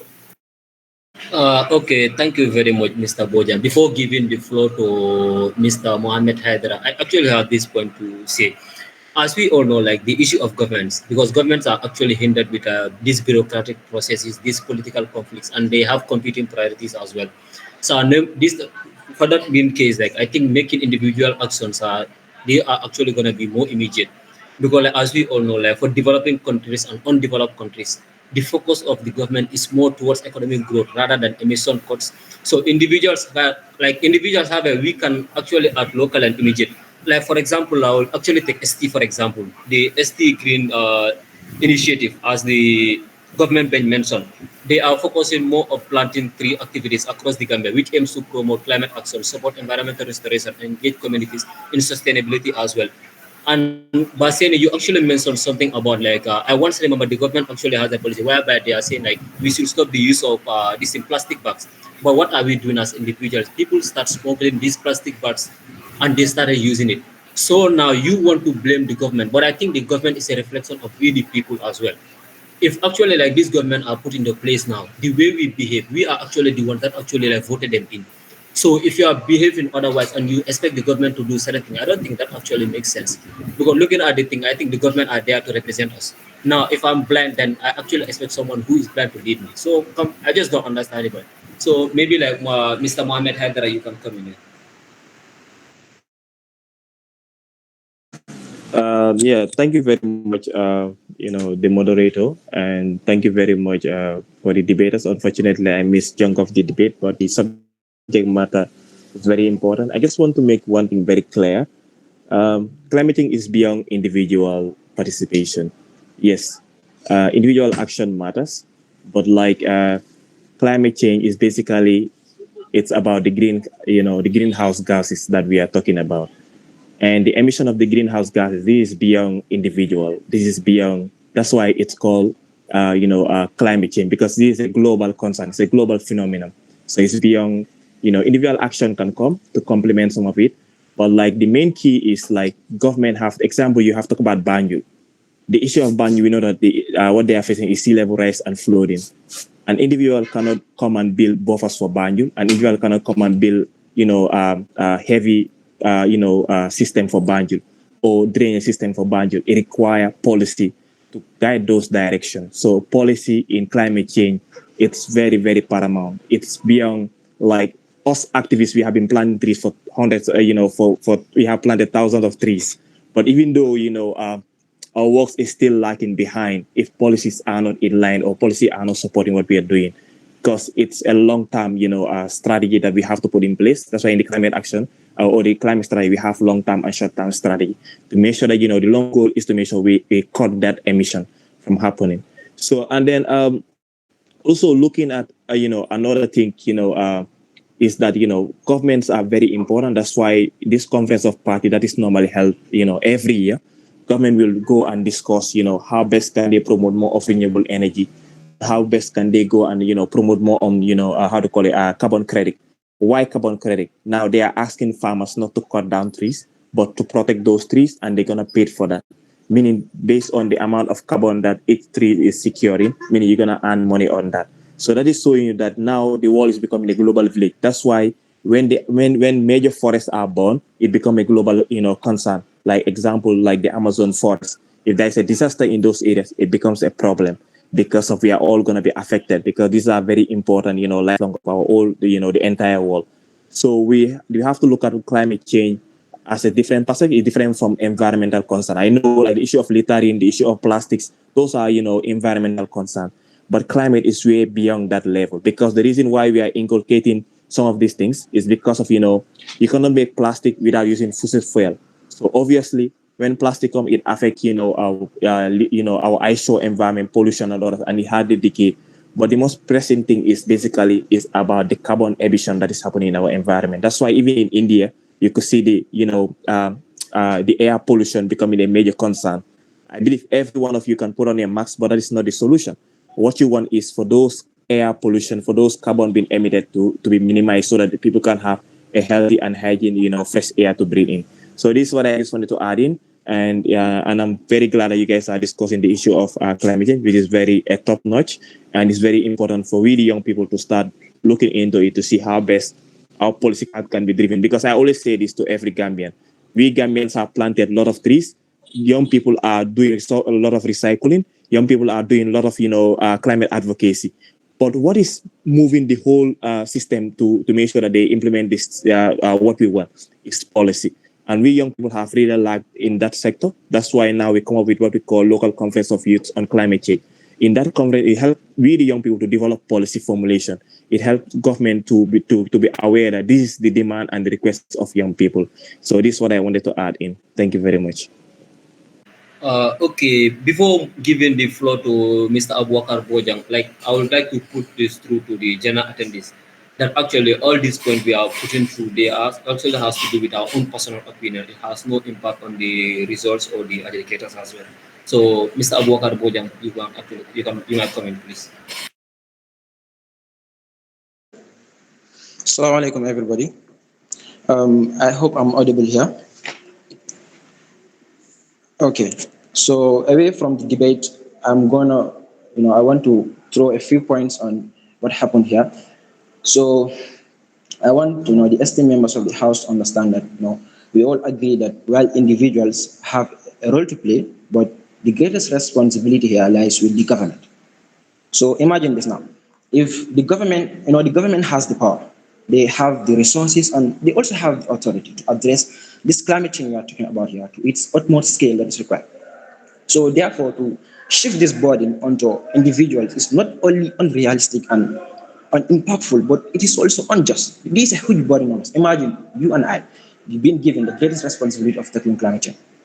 You understand? So, after knowing all this, it is crystal clear that the government has the greatest responsibility. Why? Because only the government can regulate the corporations. These corporations we are talking about here, only the government can set the energy emission standards and also, enforce the compliance. Okay, so away from that, when we talk about accountability in climate change here, we must ask a simple question to the House: who will history blame, in quotation marks? Who will history blame if a country fails to meet its climate goal? Who will admit? Who will the history blame if a country fails to meet its climate goal? Will it blame an ordinary farmer in Haryana, or a student in Gujarat who forgot to switch off a light? Of course not. It will blame the government because the government are the only ones who signed the Paris Agreement, not the individuals. It was the government who controlled national energy policy, not the individuals. It was the government who approved coal plants, oil drilling, and industrial regulations, not the individuals. So even in international courts and the United Nations, the whole government is responsible for failing to act. So individuals here are, too small to be considerably blamed for national or international failure. So the very fact that governments are the ones judged on success or failure proves that they bear the greatest responsibility in tackling climate change. So, and also talking about the policies, even policies are being set by the government. Understand? So the ones that implement it are the people. Okay? So without these policies, where is the implementation? So this is the role that the government is playing here. So that is the contribution that I have. Thank you so much. Thank you very much, Mr. Abubakar Bojan, for that contribution as well. But like for me, I think like for the government, it's very easy to point the blame on them, to point our fingers at them and blame the government because they are actually the one that are actually like responsible when it comes to like putting up regulations. But those regulations are actually put in for us, we the individuals. So if they put those regulations there, they are actually trying to regulate the way we do. But that doesn't necessarily mean that the governments are actually going to be the one who will go into the market buying these stuffs. So I don't know whether you understand. So we are not actually saying that the individuals are going to take the entire burden of the blame. But what we are actually trying to put forward here is like whether the government put up the regulations or not, we as individuals, it has to be behavioral change. We need to change our behaviors with the way we go about certain things. If we change our behaviors, we don't need the regulations to be put in place to actually tell us this is actually how you need to behave. Just like in football, it is very easy to actually sack the coach when the team is not performing. But you say, like, if you are watching the game, you can actually see like this thing the coach actually put in his game plan, but it's actually the role of the footballers to execute it. So now, if the government actually come up with their regulation, but yet still you as an individual, you are actually going against it.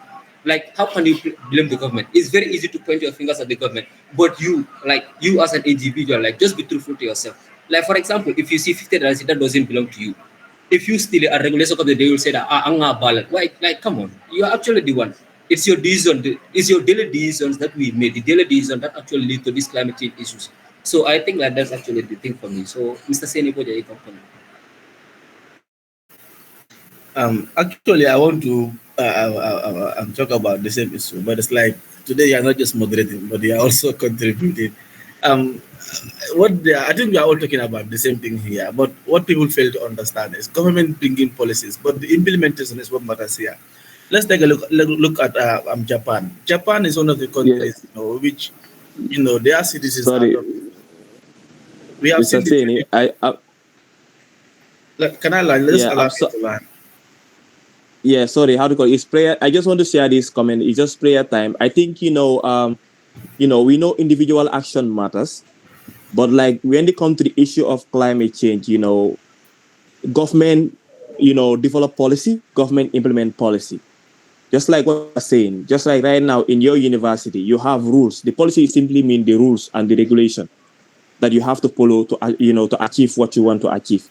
So the university will set up the policy and the regulation that they want each student to follow, but does not mean that you now have other students that will cheat and do whatever they can do. But you will know that if you don't work within this policy or within these rules, you are violating the rules and you can be charged for that. You can be penalty for that. So when it comes to in the global context, that's what we are looking at here.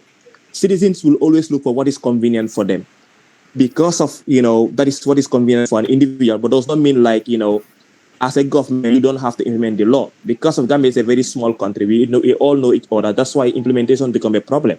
Because either your sister is working in that sector or my auntie or my cousin. So we all know each other. That Masalaha syndrome is there.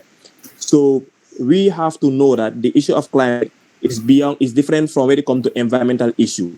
Environmental issue is like having like areas being litter, people cutting down the trees. Yes, those are all contributing. But these are things that, causing environmental damage. But when it comes to climate, it's way beyond that what individual is doing. Because imagine the entire Gambia, what we emit is 0.01% of, the carbon, emission that we are doing as a whole country. And the whole of Africa is 0.1%. 4% or 0.5%. The whole of Africa, imagine, emit 0.5%, if I don't forget it. But that is the amount of the entire continent of Africa is emitting. So that shows you that we are not causing the crisis of the climate crisis. But yet still we are paying the highest price. So meaning we need a global, society, the whole world have to unite and make sure that we come with a better policy and say that, USA, you cannot emit beyond this limit. China, you cannot emit beyond this limit. But that's where the problem lies. Everyone is thinking about the economy. And that economy has to be controlled by government. And I think that I wanted to share this thing. And thank you very much, guys. I think this is a very interesting conversation. And I wish you guys successful debate. Thank you. Okay, thank you very much, Mr. Haidara. So, Mr. Mohammed Bari, you can come in. Mr. Bari, you have been raising your hand. Mr. Bari, you can come in. I was not done. He cut me off, but it's okay. Allow Mohammed to come. Yeah, after Mohammed, you can come in. It's okay. Let Mohammed come. Okay. Hello, assalamu alaikum. I hope I'm audible to everyone. Well, the debate is interesting, and the topic of climate change is so interesting. But I want to bring an alternative. If what we want is a solution, so why not the government and the individuals work together? Because as some people said, it's all about an issue of mindset, and for people to change their mindsets, I think the governments can help in that. If the government sets the policies, then and helps. Let's say the government implements policies like putting this climate change awareness in schools and universities where people are sensitized, because these are like kids in schools. When they are taught about the effects of climate change in the world and in the Gambia, it will be ingrained in them. So later they know the consequences. So when governments implement policies, it would be easy for these people that have known this to carry it out. Like, that's what I wanted to share. It is easy like that mutual understanding. Like, if government sets policies and people are to implement them, it is better to work together. Yeah, that's all I have. Thanks.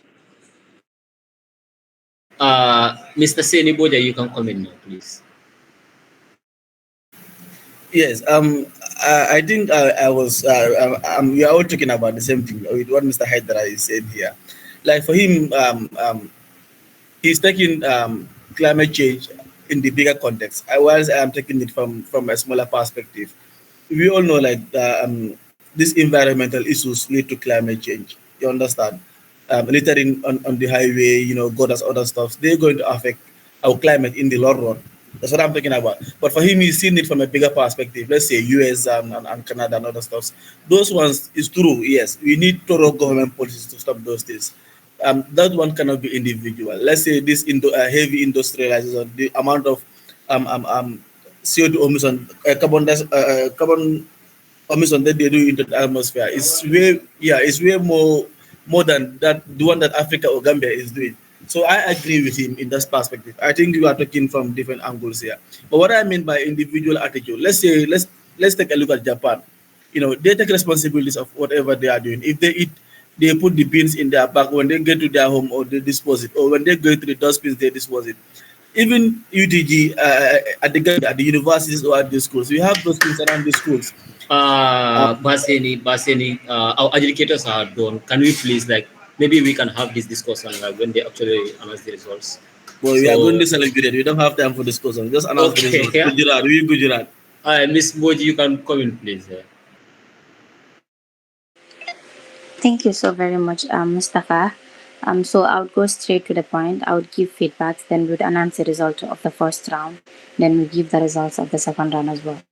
So this feedback is for the debate that was just concluded, and I would give feedbacks based on individual debates, right, from the Prime Minister down to the Deputy Opposition Leader. So for the Prime Minister, one thing that I felt was odd in his debate was his pacing was off. That was his debate was rushed from the beginning till the end. So sometimes that is as a result of the tongue of the person, that some people talk really fast, but then this is a debate and you have the audience that are listening to you, and you also have adjudicators that are listening. So you could make it a little bit slower so that you could get the point that you're trying to say. He also, one thing that stood out in his debate was he gave statistics and he gave references, which is very good. So the problem I faced is he um, he gave a pre-rebuttal. Yeah, he started a pre-rebuttal actually, but did not complete the pre-rebuttal. But in his summary, he did mention that he rebutted 3 to 4 points of the opposition, which is actually not the case. So it's like you telling us that you're going, like you pre-rebuted. Most times, if you do that, it sometimes work if the adjudicators were not actually taking note, but sometimes it does not work in your favor as well. So that is something you should really be careful of. Your conclusion was a bit weak because it was like more of a repetition of your deliberation, instead of giving us what your house, that is you as an you as the proposition, what you stand for. Mostly the conclusion, that is what it should entail, that this is what us as the proposition, this is why what we stand by, and this is what we are going to go by. So and also somebody asked the POI while the Prime Minister was giving his deliberation. And within 7 seconds of the person asking the POI, the Prime Minister, you cut off the person. Yeah, it's a smart move. Sometimes you do it. Sometimes you tell the person that the question you're asking is irrelevant. But it's not up to 15 minutes. It's 15 seconds. And if you do that and you do not take the POI, you might consider it a way to escape, but you're not going to be giving the mark because the person has not limited his or her time limit, and you have not answered the question the person was given. So that would make you to lose your mark. So this is something that you could take note of. And overall, you did a very great job, and I'm sure the next time you're debating, you'll do very good. Moving on to the next speaker, which was the opposition leader, you gave a structure. So the first thing that the opposition leader faced was internet issues, and it tore down her confidence and caused many pauses. And also, I think there's something that we as the education bank think it is very important for us to address. That is the chat box. So one thing that made the opposition leader not to perform as she should was the chat box. There were some really mean comments, even though to some of you it's just a debate and it's just a harmless comment, but it could make someone stop debate from that particular moment. And that is something we would advise each and every, we're all adults, each and every one of us to stay away from. You could really support your partner or the people that you support by. And also, like, if you want to make mean comments, you could just put the boo this thing down, you just your thumb down and show that you're not satisfied with what the person is saying.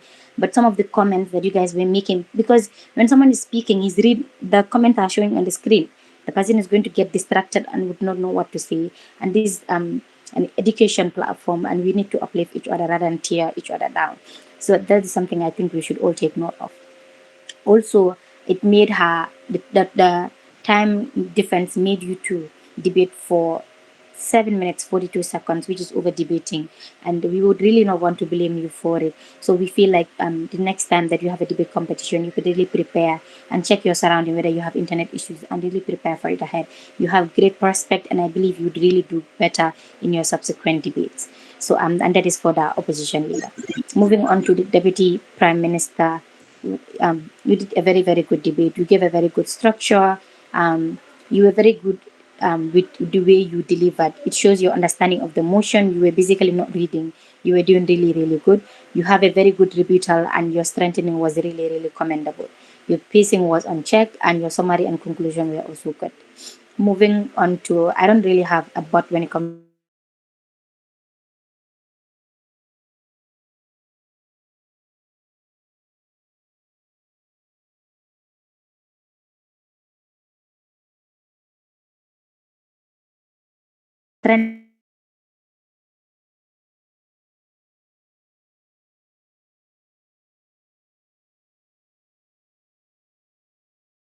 leader. But in your case, you added more substance to it. You added more a new perspective of what was not said, and that is something that it's really commendable. You gave very, very good. You gave a very good summary, and you did a very good explanation when it comes to your own points, and that is something that we commend you for. So this is the overall feedback that I have for you, and we hope to seeing all of you debate, not maybe in this debate championship, but in other debate championship, because we believe that all of you are really good debaters. Now, to move on to giving the scores. So we would start with the scores that was given by for the first round. So I will read the motion so as we should not get confused. To avoid the confusion, I will read the motion and read the parties that were involved and give their scores. So the motion for the first round of the debate was this House will make political debates a constitutional requirement for presidential candidates. And we had Maharashtra, sorry for my pronunciation one again, and Andhra Pradesh. So in this debate, the government bench, which is Maharashtra, scored 66%, and the opposition bench, which is Andhra Pradesh, scored 68%. I repeat, the government bench, Maharashtra, scored 66%, and the opposition bench, Andhra Pradesh, scored 68%. The best speaker for the first round of debate was the deputy opposition leader.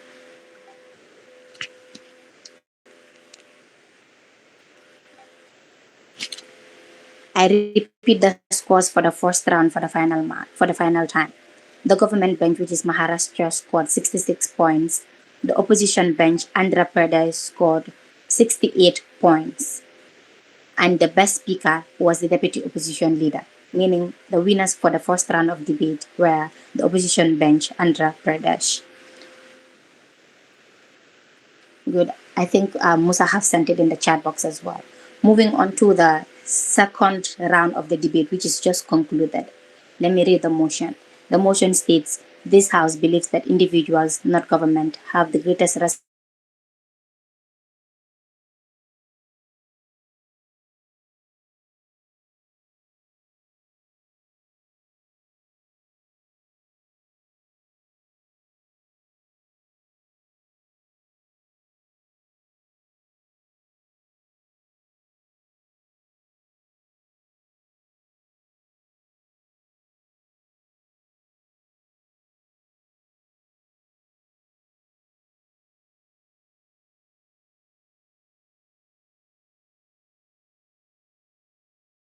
debate rounds. We thank everybody for participating, and that is it for today. Thank you.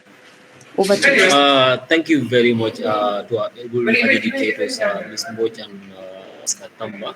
So now we can give the floor to our Finance Minister, Mr. Y.S. Cham, to actually give the closing remarks. Mr. Cham, if you are around, please.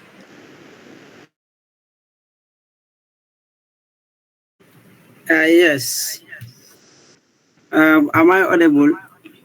Yes, you can go ahead, Mr. Finance Minister, Investor. Okay. Dagara, thank you. First of all, I just want to thank the 9 executive members under the leadership of Sajo A.K. Jaju, and then also Sajo, I don't think I'm in a position to hold my camera, but don't worry, 30 seconds, please. 30 seconds, Mustafa. No problem.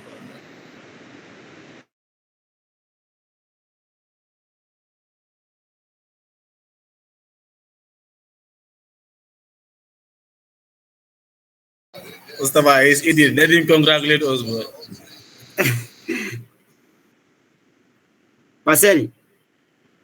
Yes. Yes. First of all, I just want to thank the 9 executive council under the dynamic leadership of Sajo A.K. Jaju, and then the members of UTGDA for moderating this debate competition. Actually, it was a very tough, debate. And then, in fact, I enjoyed the topics. The first one was about the political debate, and then the second one was about the climate change. And then I believe all the debaters, they did, justice to the point. And then I just want to congratulate, all of them.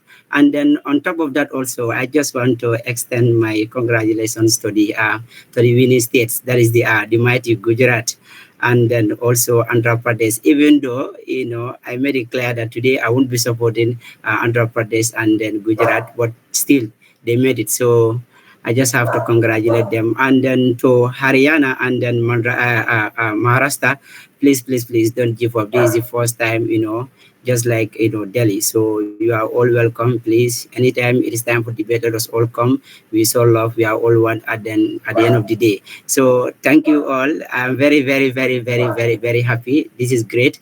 It is very important that Gambians. Just to be specific students, we are coming, to discuss these important topics. These are things that everyone is talking about. So it is so impressive. It is so impressive that we are here today trying to draw some highlights, on these topics. So thank you all. And then that is it from the Finance Minister of the Association of Gambian Students in India. Thank you all. Thank you, Mr. Wise Cham. So yeah, I can say Alangatallah, bye bye, Alangatallah. Good night. See you all at the quarter final as well. Buenas noches. Good night.